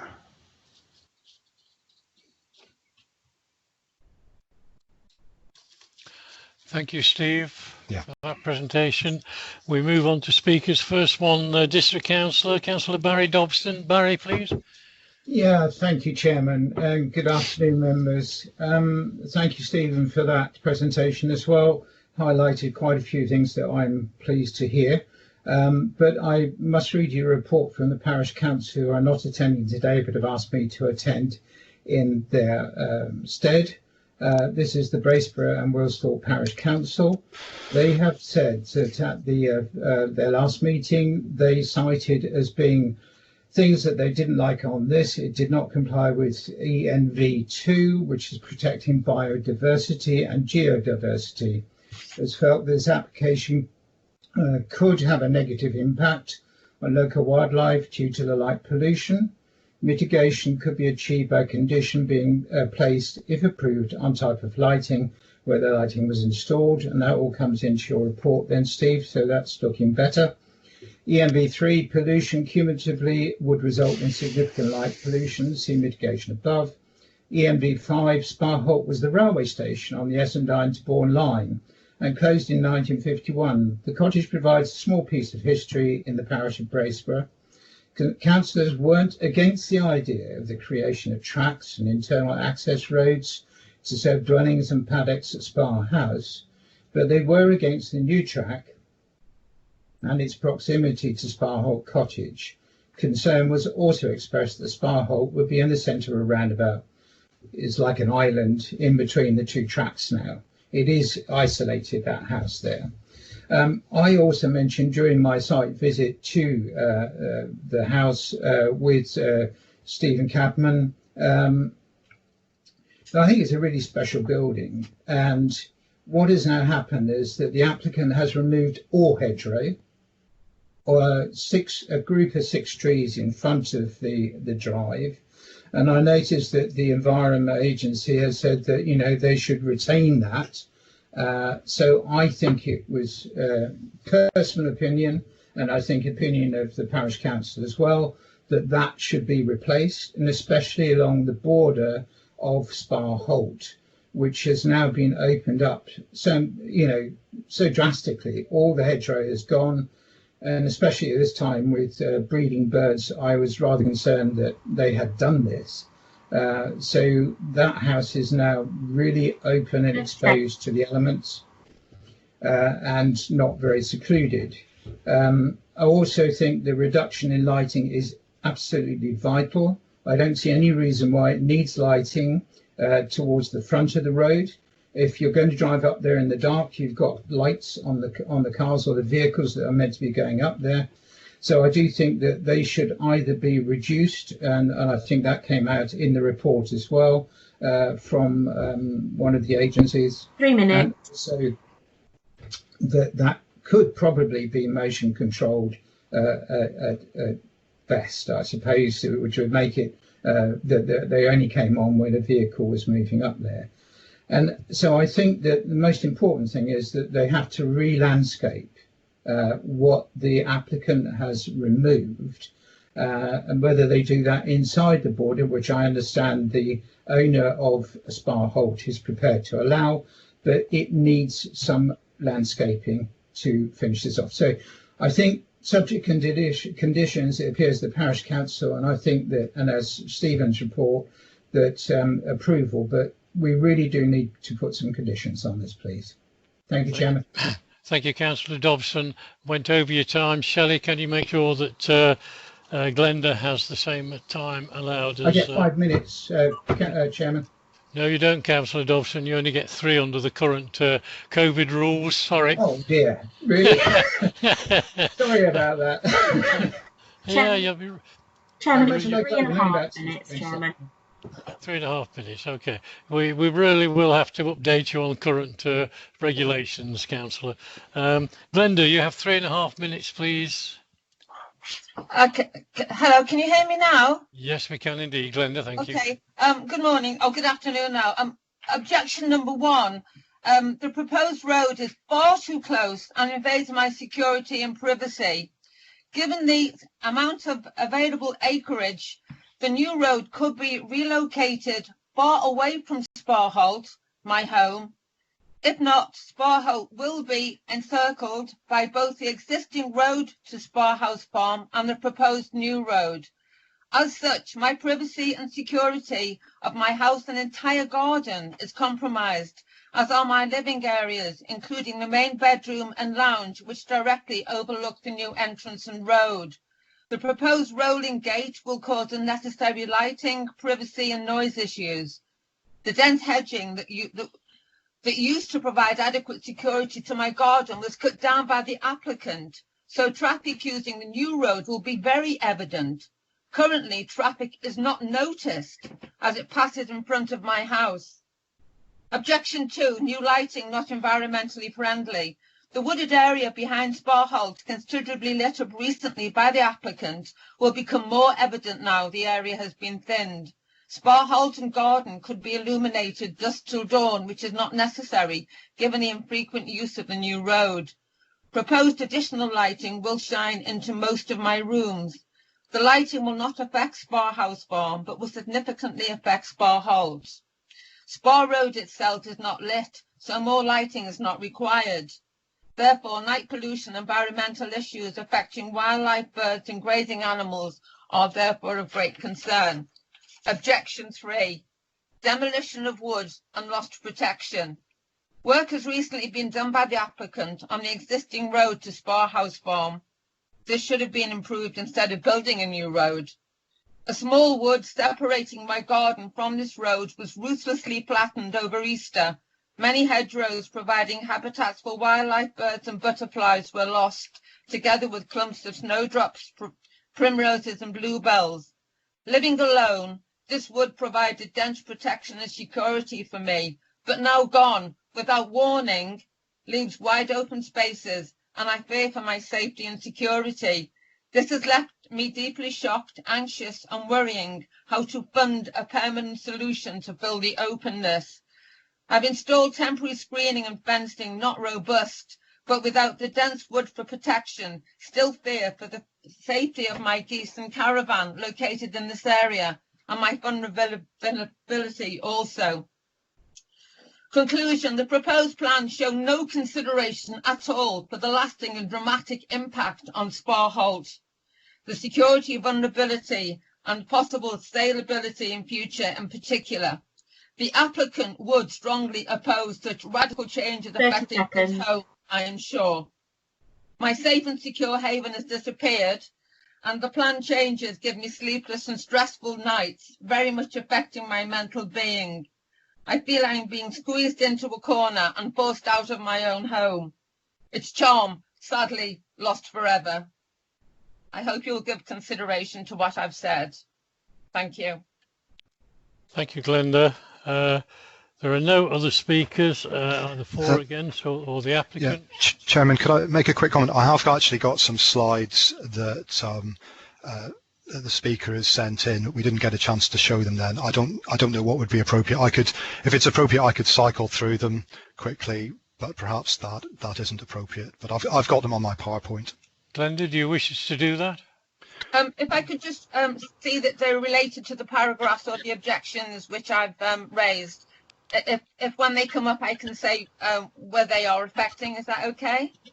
Well, not really, because sorry. It's okay. It's okay. No. Are you sure? That's not appropriate then. Yes. Okay. Mr. Chair, I'd like to see the slide. If you just have a quick look, please. Right, Stephen, will you run through them, please, without any I'll, comment from Glenda or anybody else? Okay, I'll just show each one for a few seconds. Yeah. Okay. If you just give me a minute to bring it up.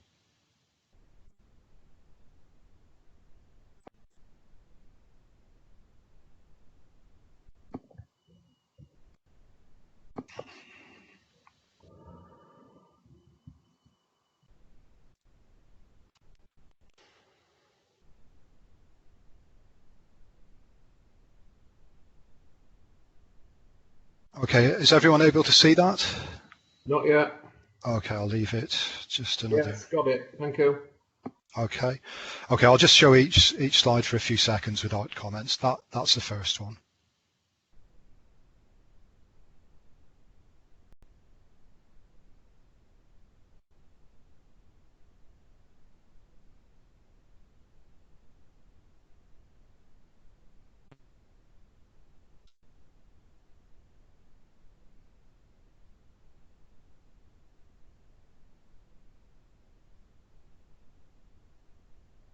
Okay, that's Thank you. That's the finish. Okay, Glenda, thank you. Fine.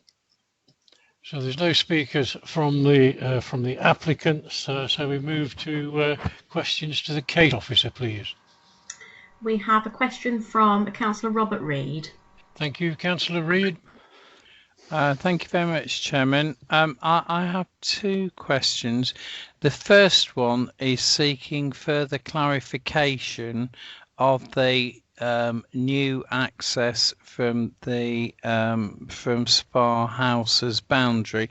I think it's 5.3 meters from her boundary to where it is, but I'm not sure.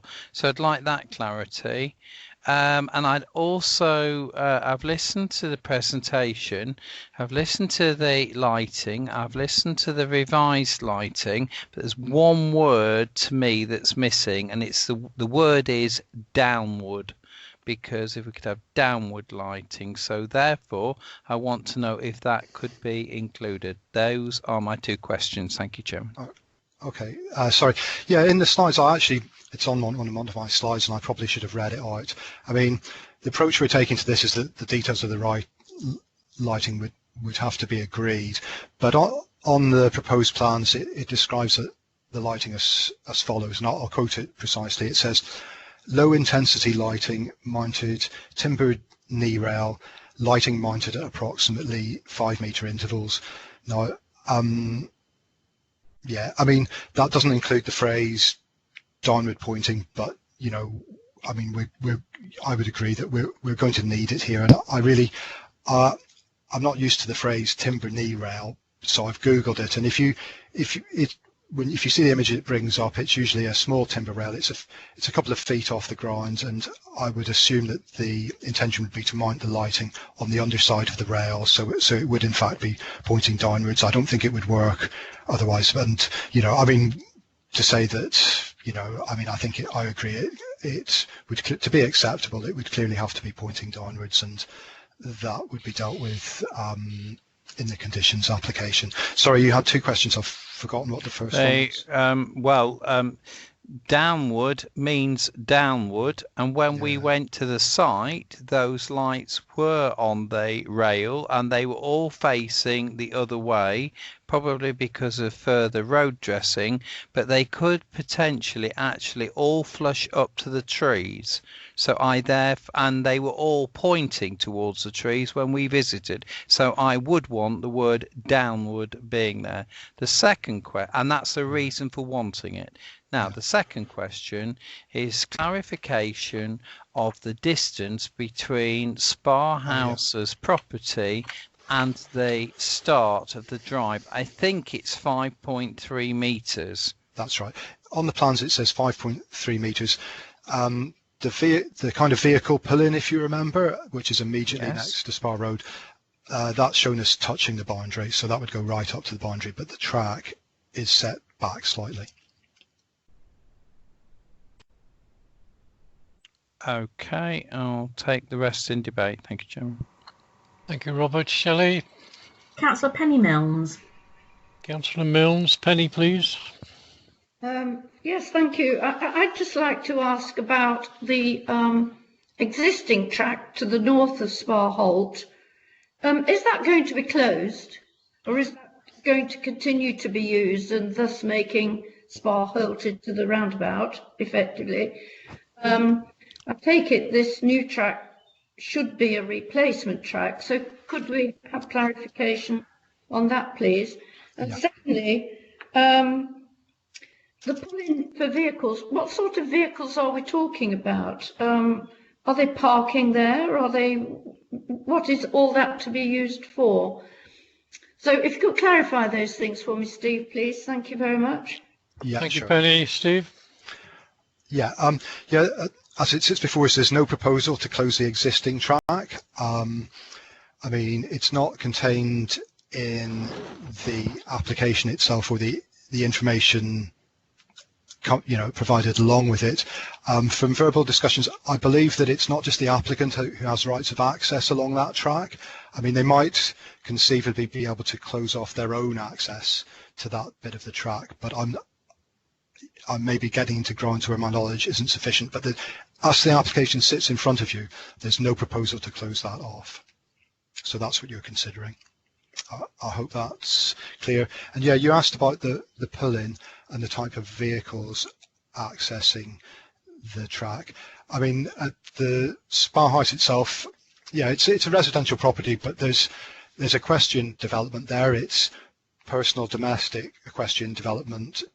We've recently approved stables at the site, and there's a equestrian manege there. So obviously it would be reasonable to expect normal cars, but it would be entirely reasonable to expect horse boxes, that type of thing, to sometimes be going along the track. I mean, the reason for the pull-in, I assume, Spa Road's very narrow. I think it's difficult for vehicles to pass each other there. I mean, again, there's been no particular discussion, I don't think, of the reasons for creating the pull-in, but I assume it's to allow vehicles to pull off Spa Road so they're not blocking it while gates open, that kind of thing. I hope that answers your question. Thank you, Steve. Thank you. Penny, anything further? Okay. No, it's just I'm surprised we don't know the answer totally. I can understand maybe if they're opening a gate, they might need to pull in. Questions, Chairman. Apologies. Yes, I'm trying to stick to questions. Thank you. Okay, can we move on to the next member who has a question, please, Shelley? Councillor Helen Crawford. Councillor Crawford. Helen, please. Thank you. The officer's already answered my question, so I'd like to speak in the debate. Thank you. Thank you, Helen. Any further questions, please, Shelley? Councillor Harish Bisnow-Singh. Councillor Bisnow-Singh. Harish, please. Yeah. Is this a retrospective planning permission, because the work have already started more or less completed? And secondly, when I saw in your presentations, there was a where the pull-in is, there was a metal gate, a wider metal gate. Is that accessing more or less the field? Is that for future events, things like that running in the field? Yes, it's a retrospective application. To explain, the photos that you've seen, they were taken by myself exactly 2 weeks ago, a fortnight ago on the Wednesday, a fortnight ago. From what we've heard from other speakers, it's lighting rails hadn't been installed then, so I haven't seen those. But yes, it's a retrospective application, and our enforcement team are aware of it. Obviously, they'll be looking to see what committee's decision is today. Yeah, you're right. There are gates. I mean, I've actually on my laptop I've got the drawing open in front of me, and they're described as field access gates. So that's the information we have. There's been no suggestion of that they're there for any additional development. The drawings state that they're for providing access to the field. Steve, just on that point, it doesn't actually say in the papers that it is a retrospective or lawful development application. Yeah, I mean, I think when we accepted it originally, we were unaware that it wasn't until it wasn't until about 3 weeks ago that we were.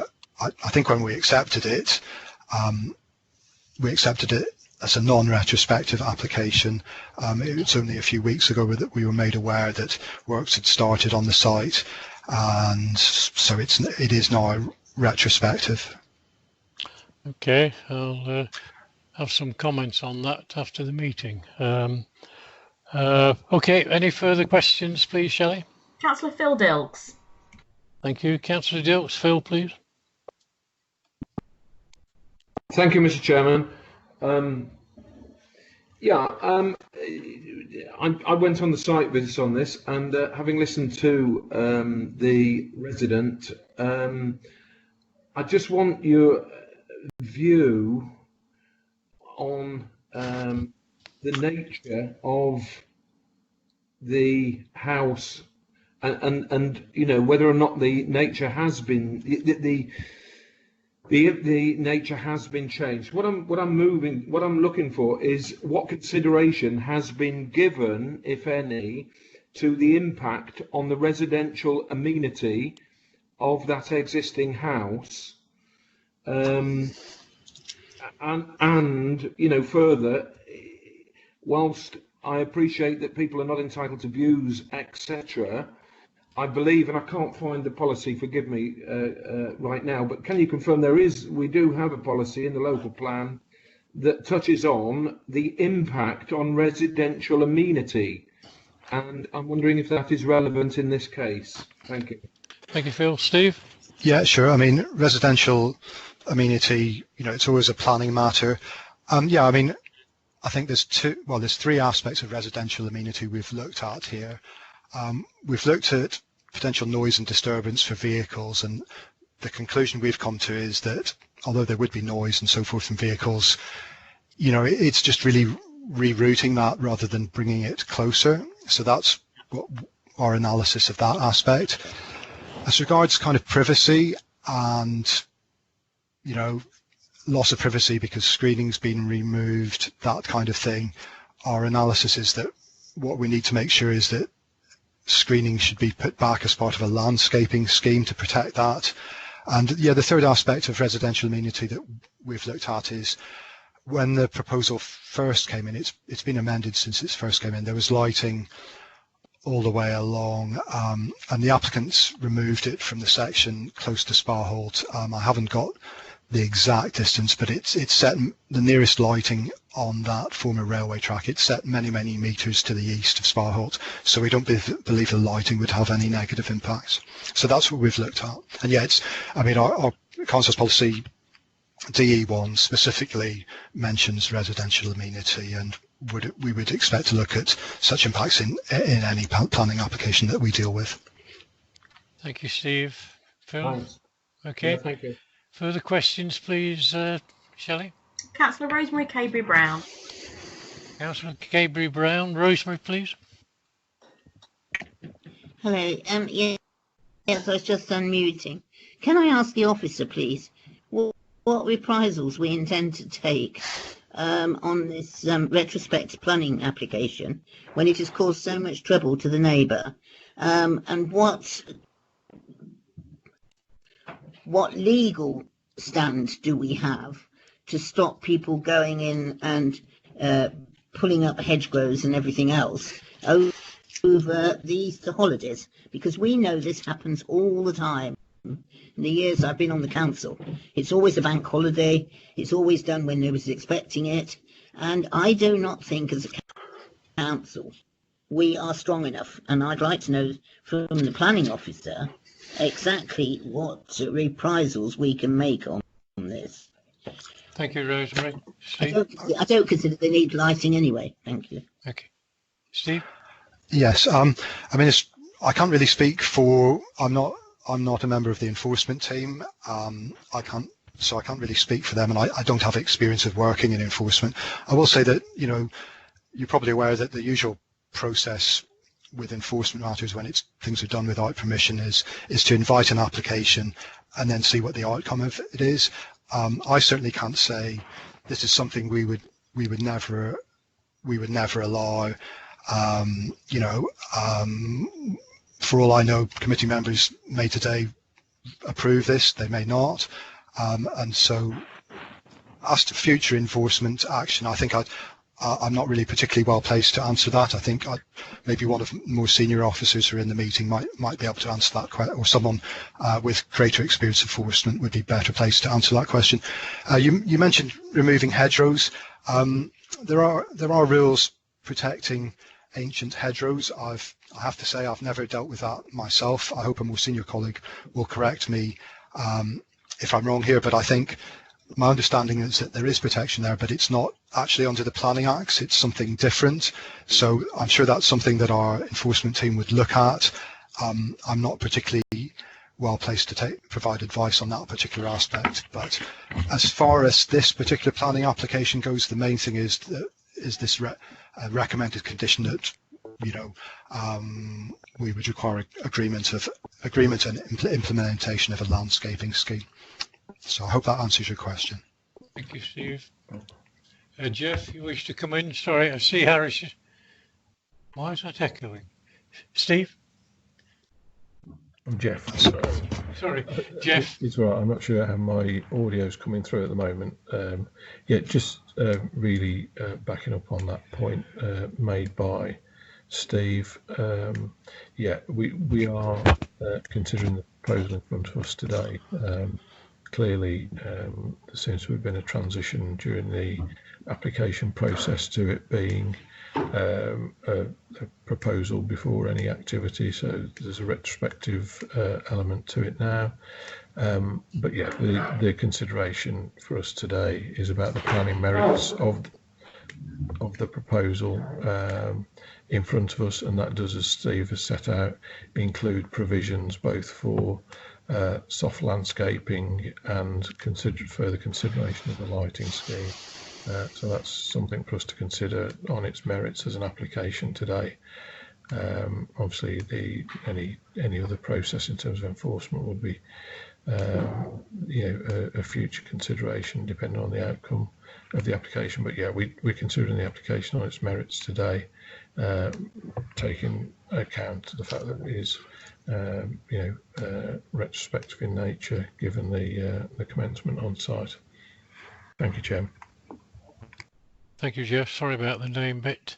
I think what we're trying to probe here is whether these hedgerows were in fact protected species, and if they are, then if they were, what redress have we got as far as the nature conservation is concerned? They haven't put back, and I think that was probably where Councillor Cabry-Brown was coming from, and I'm sure other members would be coming from that angle as well. Do we know from either Jeff or Steve whether they were protected hedgerows? I'm going to guess the answer is no, we don't. Yeah, I mean, I don't know. I believe enforcement have been looking into that, but it's been handled as something separate from this particular planning application. Okay, Steve, thank you. Shelley, any further questions? Councillor Mike Exton. Thank you, Councillor Exton. Mike, please. Thank you, Mr. Chairman. It's just for clarification. Surely, with that road coming so close to the neighbour, surely this is infringing on their human rights. Probably could you enlighten me on when the human rights issue comes into place, especially on an application like this? Yeah, thank you, Mike. I think we might, sorry, Steve, I think we might need to refer to the legal team, either Martha or... Are you there, Martha? I am, Chairman. Apologies for the delay. It's all right. In terms of human rights, obviously that is considered as part of, considering amenity and things as part of the ordinary planning application determination. Officers assess that and then coming to their recommendation and looking at possible mitigation. That is something that is considered. Yes, Chairman, that's set out. Yeah. Thanks, Martha. Yeah, that's set out within the report on page 73. And yeah, the relevant policies have been taken into account, as Martha just referenced, principally policy DE1. Thank you, Chairman.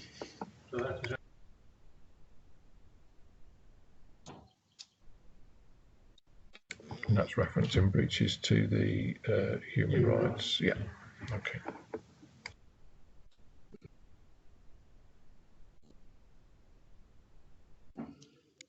Sorry, Shelley, any further questions?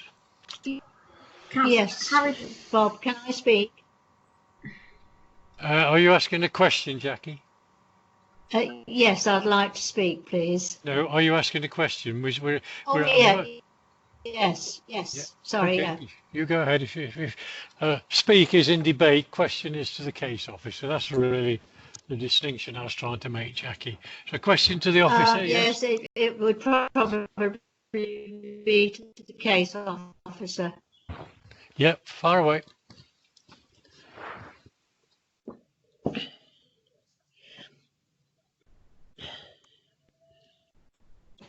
Right, you're off mute. You're on mute, I think, Jackie. Can you hear me? Yes, we can now. Yes. Right.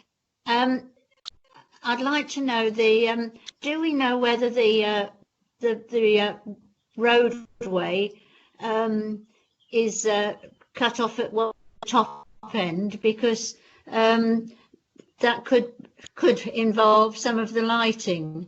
If the road stops at the house, then they don't really need lighting up on the road.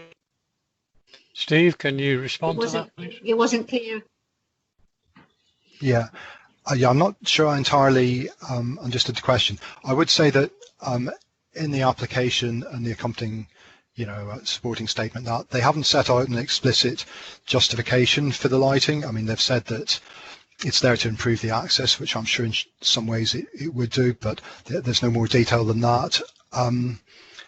I mean, the only lighting on this scheme is along the line of the former railway track. There isn't any at the western end by Sparholt, and there isn't any at the northern part. I think you'd find that within the curtilage of Spa House itself, they could probably do some form of lighting on the drive there without even needing planning permission. But that's the information I think I would give. I don't know if that helps. Thank you, Steve. Jackie, does that help? Yep. Okay. Thank you. Yes, thanks. Okay, Shelley, any further questions to the case officer, please? Councillor Harish Bisnath has indicated again, Chairman. Councillor Bisnath Harish. Thank you, Mr. Chairman. Thank you, Steve. Just a quick one. I just want to, because the fact that it is I feel it's a retrospective planning permission. I think this is vandalising the countryside. Can Article 8 be invoked here? The right to private family life and home. Yeah. Steve or Martha? Yeah, or Jeff. Yeah, in terms of the residential amenity aspects of the proposal, which touches upon those human rights areas, that is something that has been taken into account on in terms of the assessment on the application. So reference policy D1 in particular. So yeah, in terms of taking account of relevant provisions in the Human Rights Act, they are dealt with by way of the planning assessment on this application. Okay, and I don't know whether Phil had an update on the ecology side of things, which I think was raised recently by Chairman. Thank you, Jeff. Phil? Is that Phil Jordan or Phil Moore? Phil Jordan. Yeah, thanks, Jeff. Yeah, just to comment on some of the questions that have been asked about the thinning of the hedge and the any potential damage to the ecology that's been done sort of so far. From a planning point of view, there's no breaches of planning control in terms of the trees that were removed or the thinning of the hedge. There is other legislation around the Countryside Act, which would be there preventing damage to protected species. If that has happened, it's a separate matter and can be a criminal matter, but there would need to be evidence put forward, and that would be looked into separately outside the planning remit. From a planning point of view, I think, as the case officers pointed out, we have got a condition there requiring soft landscaping details, and that's the mechanism and the recourse that we would seek anyway through an enforcement case to replace anything that has been lost. So effectively there is the ability to remedy any harm that's been done at this point through that condition. Okay, Phil, thank you. Is that? Yeah, that's everything. Thanks, Chairman. Thank you, Phil. Shelley, any further questions to the case officer? Councillor Rosemary Cadbury-Brown. Yes, Rosemary. Yes, thank you very much. Well, I'd like to ask the case officer, if you're saying that we all know that there's clauses that makes them replace hedges that they've pulled up, how long would you estimate it's going to take for an established hedge, such as the one that's been pulled up, to grow again? Because this has taken away the privacy of someone who is living on her own. Questions, please, Chairman. Yeah. I'm not debating, I'm asking something. I'm asking, why did our planning officers allow this to come in, knowing full well that it's retrospective? And the fact is that we're talking almost bullies here, aren't we? Okay, pulling up people's hedges. The hedges should, I would have thought, come under Lincolnshire County Council anyway, under the Countryside Act. Okay, so Rosemary. Can our officers put well, anyway, can they? I think they've got the question. I think they've got the question, Rosemary. Thank you. I'm happy to answer that again. I mean, in terms of how long it would take to, reach a mature level, would all depend on the, how mature the planting is that goes back in, and again, that's something we've got full control of through the condition, and we can make sure that that is appropriate as necessary. The fact about the question, I guess, around allowing things or not allowing things, it's to a large extent, it's not in our control what someone does over a weekend, or in this case, the applicant submitted a planning application, and then they've started works before they've got the decision. That in itself isn't an offence. It's a breach of planning control, and the risk is there with the applicant that they don't have planning permission yet, and that's what we're debating at the moment. But when these type of works happen over a weekend or over a holiday period, the fact is that it's very difficult to stop it right there and then, and as the case officers pointed out, the remedy would be to invite a planning application in any case, and then seek the outcome of that. So that the fact that we're already in receipt of a planning application, it makes it very difficult to do anything in that intervening period. Thank you, Phil. Okay, can we move on, Shelley? Any further questions, please? Can I just say thank you? Yes, Rosemary, thank you. Thank you, Chairman. Councillor Penny Milnes.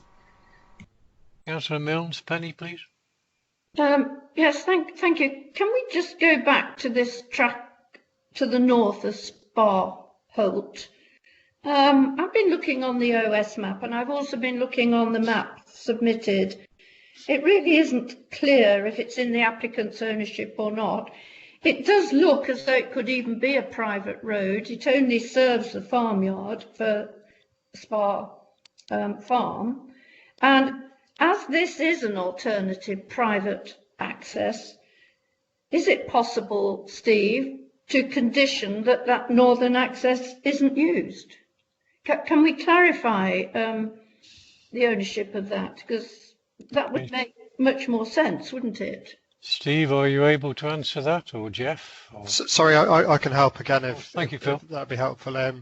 The situation, Councillor Milnes, is that the existing access that runs to the I've not got a plan in front of me, but I'm guessing it runs to effectively the left-hand side, doesn't it, of Spa Holt as you look at it. That's an access that serves agricultural vehicles, so the farm beyond, and currently the applicant has access rights over that existing access. They've subsequently purchased this land holding, and through this application they're seeking to secure their own private access. So that remaining access that's in place at the moment would continue to be open, but it would only be open to agricultural vehicles that can already use it.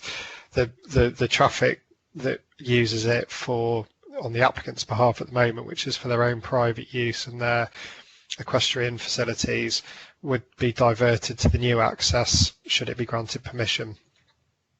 Thank you, Phil. Yes, thank you, Phil, for that. Can that be conditioned? That's my question. I think the difficulty is that there's no additional traffic one way or the other, and I don't think we can take the legal rights, the current legal rights of access away from them, and it would, preventing them from using it by condition would be a very difficult, if not impossible, condition to enforce. And equally, I would say, it would be very strange that if they do get permission for the new access, which is going to be of a better specification why they would then seek to use the old access. Okay, any further questions from members? Shelley, please. No further questions, Chairman. Thank you, Steve, for the presentation and combined team effort in answering the questions. Can we move on to debate? Are there any members wishing to debate the application, please, Shelley? Yes, Chairman. Councillor Helen Crawford. Councillor Crawford. Helen, please. Thank you, Chairman, and thank you for the presentation. Like most people have spoken, I'm not happy with this being a retrospective application. With regard to the hedgerow, I don't see that it can be an ancient hedgerow, as the cottage, I believe you said, was a railway cottage, so there would have been railways and everything in front, but I've tried to correct it on that point. I cannot see any need for lighting for the track at all. You're coming up a dark country lane. All cars have fantastic lights now. I would have thought reflectors or painting, if you've got the wooden boards there, painting the boards white, which could be seen in the dark, would be better. I can see absolutely no reason for lighting other than to make it look pretty at night. And as regards the resident in the house, she shouldn't rely on other people's hedges to give her protection. I mean, she's been lucky up to now, and she should put perhaps her own fencing in, which would be better than hedging for protection if she feels that she's vulnerable. But with regards, I can't see a problem putting the road in, but I do have a problem with lighting. I cannot see that it's required at all. Thank you. Thank you, Helen. Any further members in debate, Shelley? Councillor Robert Reid. Thank you. Councillor Reid.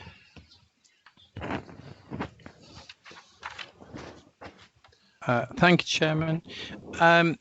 Right.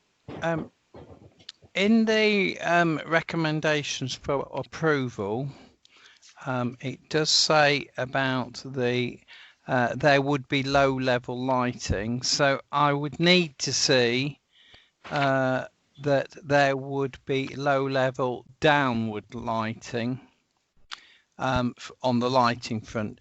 Where the landscaping's concerned, I've reason to believe that the applicant's business involves international horse boxers travelling abroad, obviously when COVID conditions allow. But these vehicles are obviously going to be quite high-rise vehicles. So we've been told that there is a landscaping improvement that has been put in before we've heard this today. Now let's just remember, the application's retrospective. There has been the duress of the resident at Spa House. There has been a necessity for us all to visit the site. And we are dealing with an improved now landscaping condition. And I don't think that just came forward because they suddenly decided to improve it. Improve is one thing. What are they improving would be something else. Now, what matters here, I think, is that the landscaping, I mean, what has been pulled out, it doesn't matter what we could or couldn't do, it's gone. So we need two things within the assurance of this application. One is height and two is density of the landscaping. And that needs to be, in my book, subject to our landscaping. It needs to meet our landscaping officer's recommendations. I don't think any of us are professionals with respect, but we do have a professional here. that we have, and a very, very good one. And I think we need to rely on his expertise for both height and density, and that it should be borne in mind that these lorries are not likely to be low level, particularly if they are going for international travel. Those would be the specific endorsements that I would want to see. Whether or not we could, that is for the new entrance side, the side on the right. On the left, you could perhaps say that it has had some severe pruning. If it was possible to have some extra landscaping, if for nothing else, but to strengthen the boundaries of the existing house, Spa House, which is in the countryside. It is in an exposed location. It did have the security, which has been landscaping security. It's been taken away. So I would like, if it was possible, for there to be landscaping developed on the left-hand side. Doesn't perhaps have to be so high, but it does need to aid security. Thank you very much. Thank you, Robert. Further members in debate, please, Shelley. Councillor Phil Dilks. Councillor Dilks, Phil, please. Thank you, Chairman. Let's put the old video on if I can. I think there's too many questions in this application. I support what colleagues have said. I think everyone, we're almost dancing around a pinhead, to be honest. And you know, from the parish council view that was eloquently put by Councillor Dobson, you know, to what Helen says about the lighting, it's not needed in this situation. You know, it's just not right. And I am happy to propose refusal of this application on the grounds that it does not comply with our local plan policy DE1, promoting good quality design, which states, to ensure high quality design is achieved throughout the district, all development proposals will be expected to A, make a positive contribution to the local distinctiveness, vernacular and character of the area.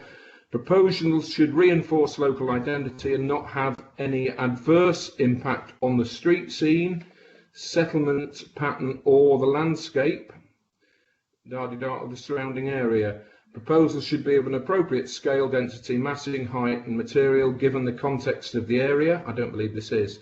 And that perhaps more relevant and more importantly, B under DE1 states that all development proposals will be expected to ensure there is no adverse impact on the amenity of neighbouring users in terms of noise, light pollution, loss of privacy and loss of light, and have regard to features that minimise crime and the fear of crime.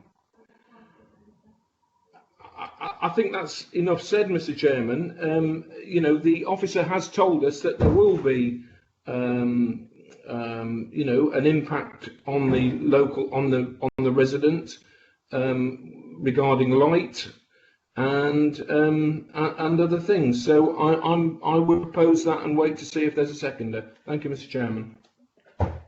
Thank you, Phil. Shelley, are there any further speakers? I'd like to draw this to a close. Councillor Harish Bisnow Singh. Councillor Harish Bisnow Singh. Harish, please.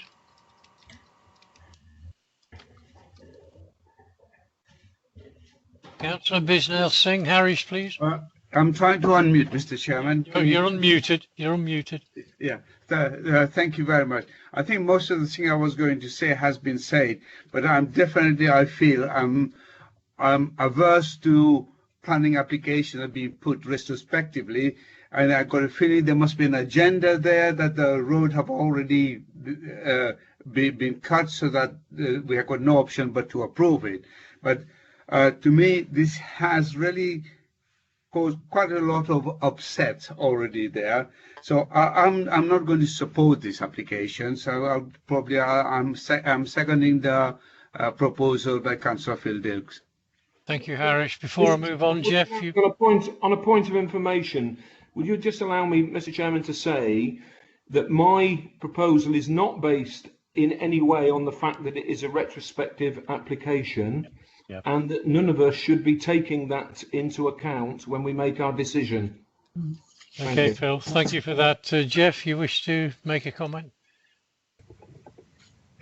Thank you, Chairman. Yes, for yourself, and probably picking up the point that Councillor Dilks has just made, we need to obviously treat the application on its merits, and we've had a good sort of discussion and a question and answers around the various merits. What I'd like to do is just explore a bit further, just picking up on the points that have been made around the two principal issues around the impact of the proposals in terms of the character of the area, both through the physical nature, the physical elements of the scheme in terms of the access track and proposed landscaping and the lighting scheme.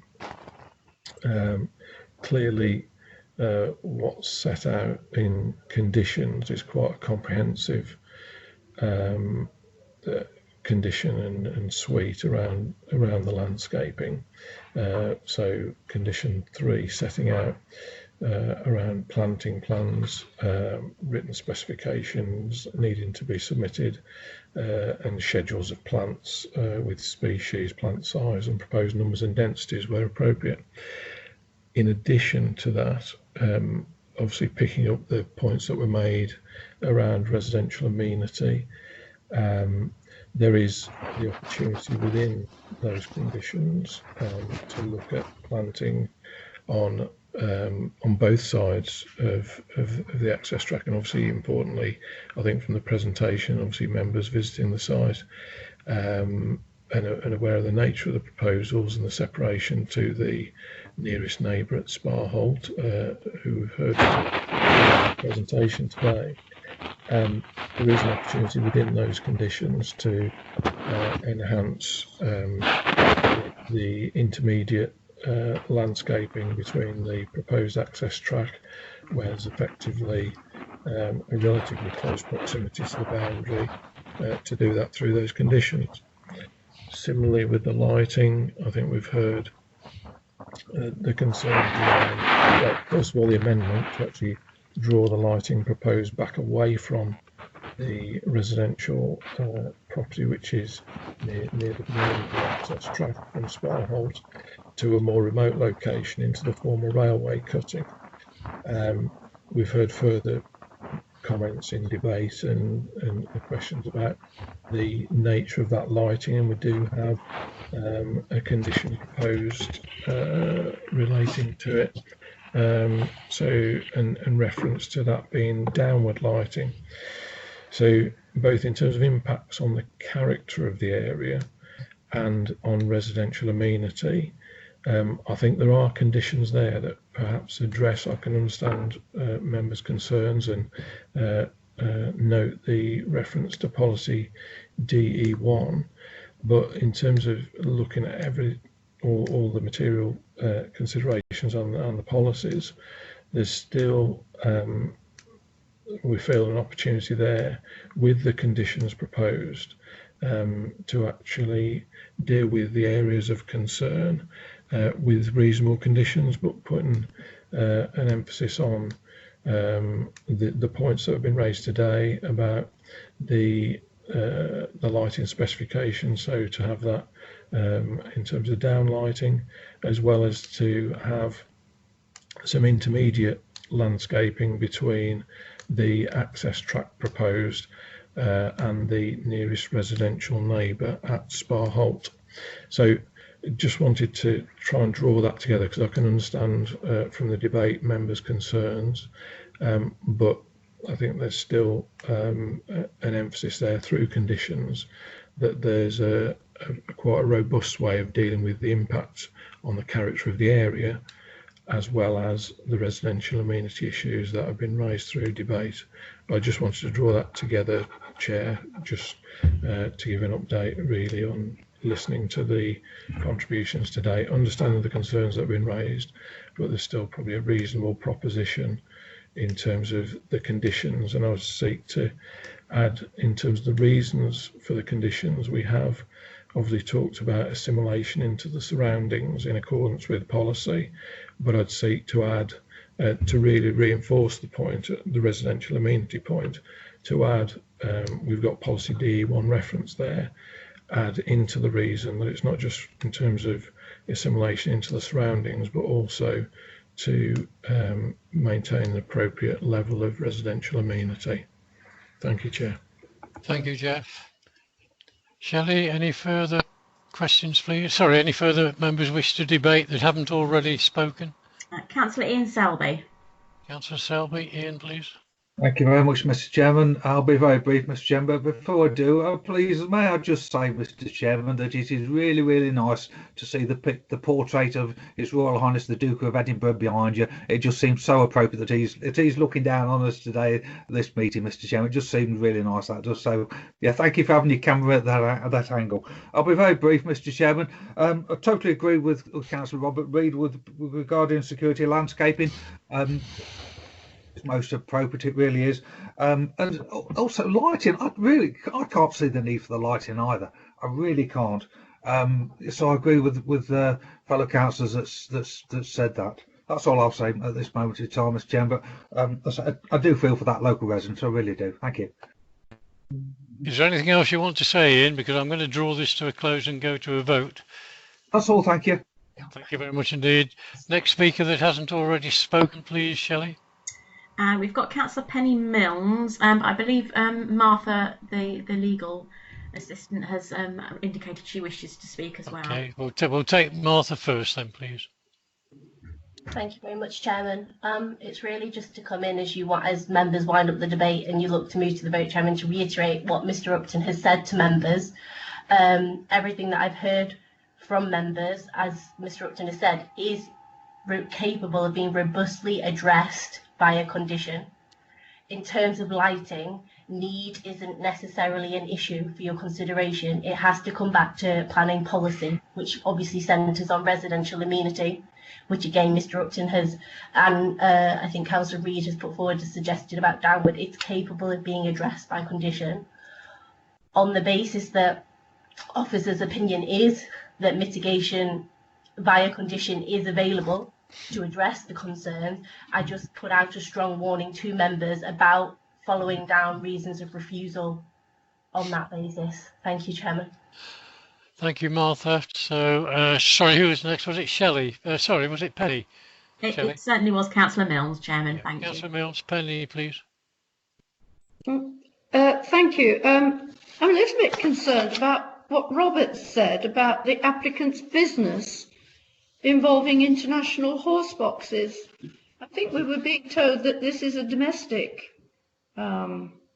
equestrian property with paddocks. So that's a bit of a concern to me. I mean, if that's the case and these huge horse boxes are going backwards and forwards, I don't know how we clarify that or even condition it. And it is a fear. My other fear is using both the accesses. I think this should be seen as an alternative access, and I really can't see why we can't condition that the applicants only use this access. I accept that the other access could probably be used by another farmer accessing his field there, but I just would like to ask those questions. Can we condition that he only uses this access? And also, can we clarify that it's not a business use? And I also agree with the lighting. I think it's cosmetic. I don't think there's any need for it, and we need to be careful. But again, that can be dealt with by condition. Thank you, Penny. I believe Phil Jordan answered the question about the access, didn't he, in terms of... Phil, do you just want to repeat what the comment you made about the access? Well, yeah, the first, I can answer the question about the equestrian use. The lines up directly on the joist. There recently has been a approval at the property for a sort of a equestrian facility, but there's a condition on that which restricts it to private use. But my understanding is that the applicant's wife, I believe, is involved in sort of equestrian activities at quite a high level, but the facility is just for their private use. It isn't. They haven't got any permission for commercial use. So that's the first point. And then, yeah, I think just in terms of the ability to insist that they use only this access, they've got a legal right over that existing access, and we can't take that legal right away from them through this planning permission. So Phil, if that's the case and this isn't an alternative access, what is the justification for it? Well, it is an alternative access, and I think, as I said before, if granted permission, you would expect that they would then use this access. It'd be very strange that if they went to the trouble and expense of creating a new access that's improved, that they would then choose to use the old access. I can't understand why they would do that. Okay, Phil, thank you. I don't know that we're not going to resolve that one, Penny, are we, for any certainty? Can we move on to the next member who hasn't already spoken in the debate, shall we? Councillor Rosemary Cabery-Brown. Okay, Rosemary. Thank you, Chairman. No, I haven't spoken in debate yet. I feel very strongly about this, as you already know. I do not see why our officers can't allow us to use DE1 as it has been put forward by Councillor Dilks, because as he was reading all the various things out, I couldn't see one reason that we shouldn't use it, because it applies all the way through to this application. It's very difficult here because we're trying. There was a reason. There's always a reason for everything. There was a reason for those hedges to come out over Easter. They shouldn't have done. We all know the breeding pattern of the animals and the wildlife, and therefore even that alone should, I would have thought, be a severe warning to us that we're not just dealing with someone who wants another access so-called to their garden. I agree with Councillor Crawford. I don't think they need lighting to go anywhere around there. If they want lighting on the road, they can put little lights on the verge as to where the edge of the road goes, and that wouldn't upset the bats or anything else. I'm sorry, but I'm very firmly in belief of this, that we have to stand by at some time and be counted. And I think this way we're not presenting a strong enough viewpoint on what we will allow to be developed and what we won't. And as a council and a part of the planning committee, I support Councillor Dilks 100%, and I don't see why the officer is saying that we can't use DE1, because as it was read out, it fitted into everything. So that's my opinion.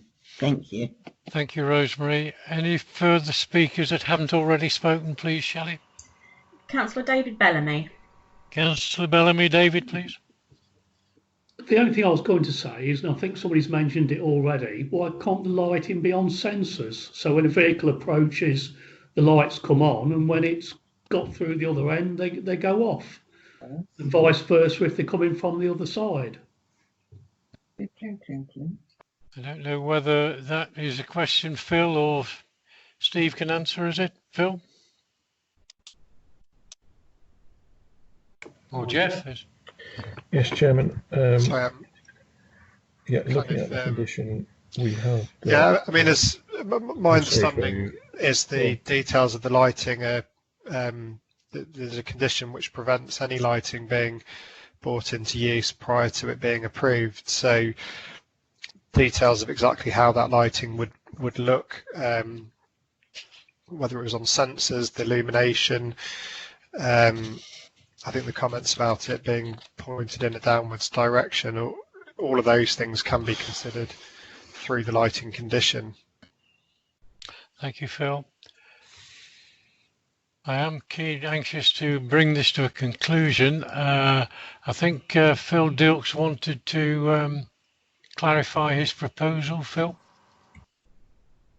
Thank you, Mr. Chair. It was just to say that my proposal, obviously, if accepted by the committee, would be to invoke the cooling off period, and it would then, we would then put our reasons in writing as we normally do, and then the head of planning would come back at the future meeting and give his judgment on those reasons.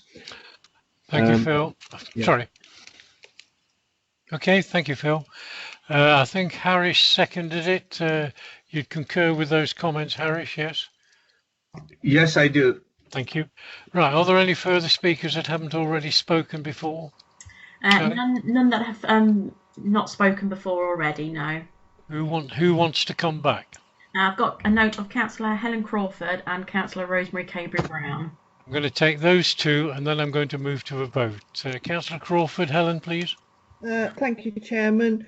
With regards to lights, I really don't see any need for lighting, but I also think that if it does have to have lighting, 5 metre intervals is far too close.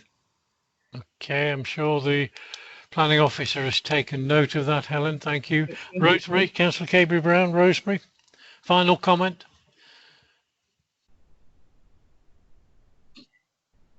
Sorry, I had to unblock. Yes, final comment is, please can we all take on board that we are elected here to represent our parish councils and the electorate. And on the whole, I don't think the electorate... Chairman, Okay, Martha, yeah, leave it, Martha. I do know what you're going to say, but... No, I was going to say bats don't know when lights are going to go on and when they're going to go off. Okay. That was all. Okay, Rosemary. Okay. Martha, make the point. Martha? Just to remind members that we are in Purda and they need to watch what they say. It Absolutely, needs to be yeah. related to material planning considerations only. Thank you, Chairman. Apologies for interrupting. Not a problem. Thank you, Martha. I guess that's what you were coming in on. Right, I'm going to move to a vote. It has been proposed by Councillor Dilks, seconded by Councillor Bisnail Singh, that we refuse but invoke the cooling off period. That is the proposition before us. Can I move to the vote, please, Naomi? Thank you, Mr. Chairman. I'm just going to confirm before I call out members' names. Councillor Jackie Smith has had some technical issues and lost connection again, so I won't be calling for her to vote on this application. Thank you. Councillor David Bellamy. For. Councillor Harris Bisnail Singh. For. Councillor Helen Crawford. Abstain. Councillor Phil Dilks. For refusal. Councillor Mike Exton. Abstain. Councillor Mrs. Rosemary Cabry-Brown. Supporting Mr. Phil Dilks. For refusal. For refusal. Okay. Thank you. Councillor Penny Milnes. For. Councillor Robert Reid. Against. Councillor Ian Selby. Abstain. And Councillor Bob Adams. I'm abstaining as well. Okay, so I can confirm that the proposition minded to refuse the application has been agreed, which will now mean that the cooling off period is invoked as already mentioned. Thank you. Thank you, Naomi. Right, we're going to take a lunch break, please. Returning at 1:20, so give us half an hour. And we'll come back. Don't turn your kit, don't turn your devices off. Just. I don't know what it means. It means to refuse.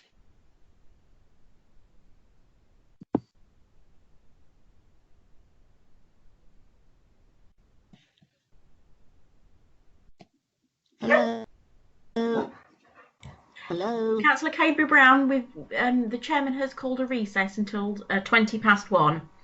Oh, I thought he said don't turn your devices off. Yes, you don't need to turn your device off. You can just keep your camera off and your microphone off, and you can. Okay.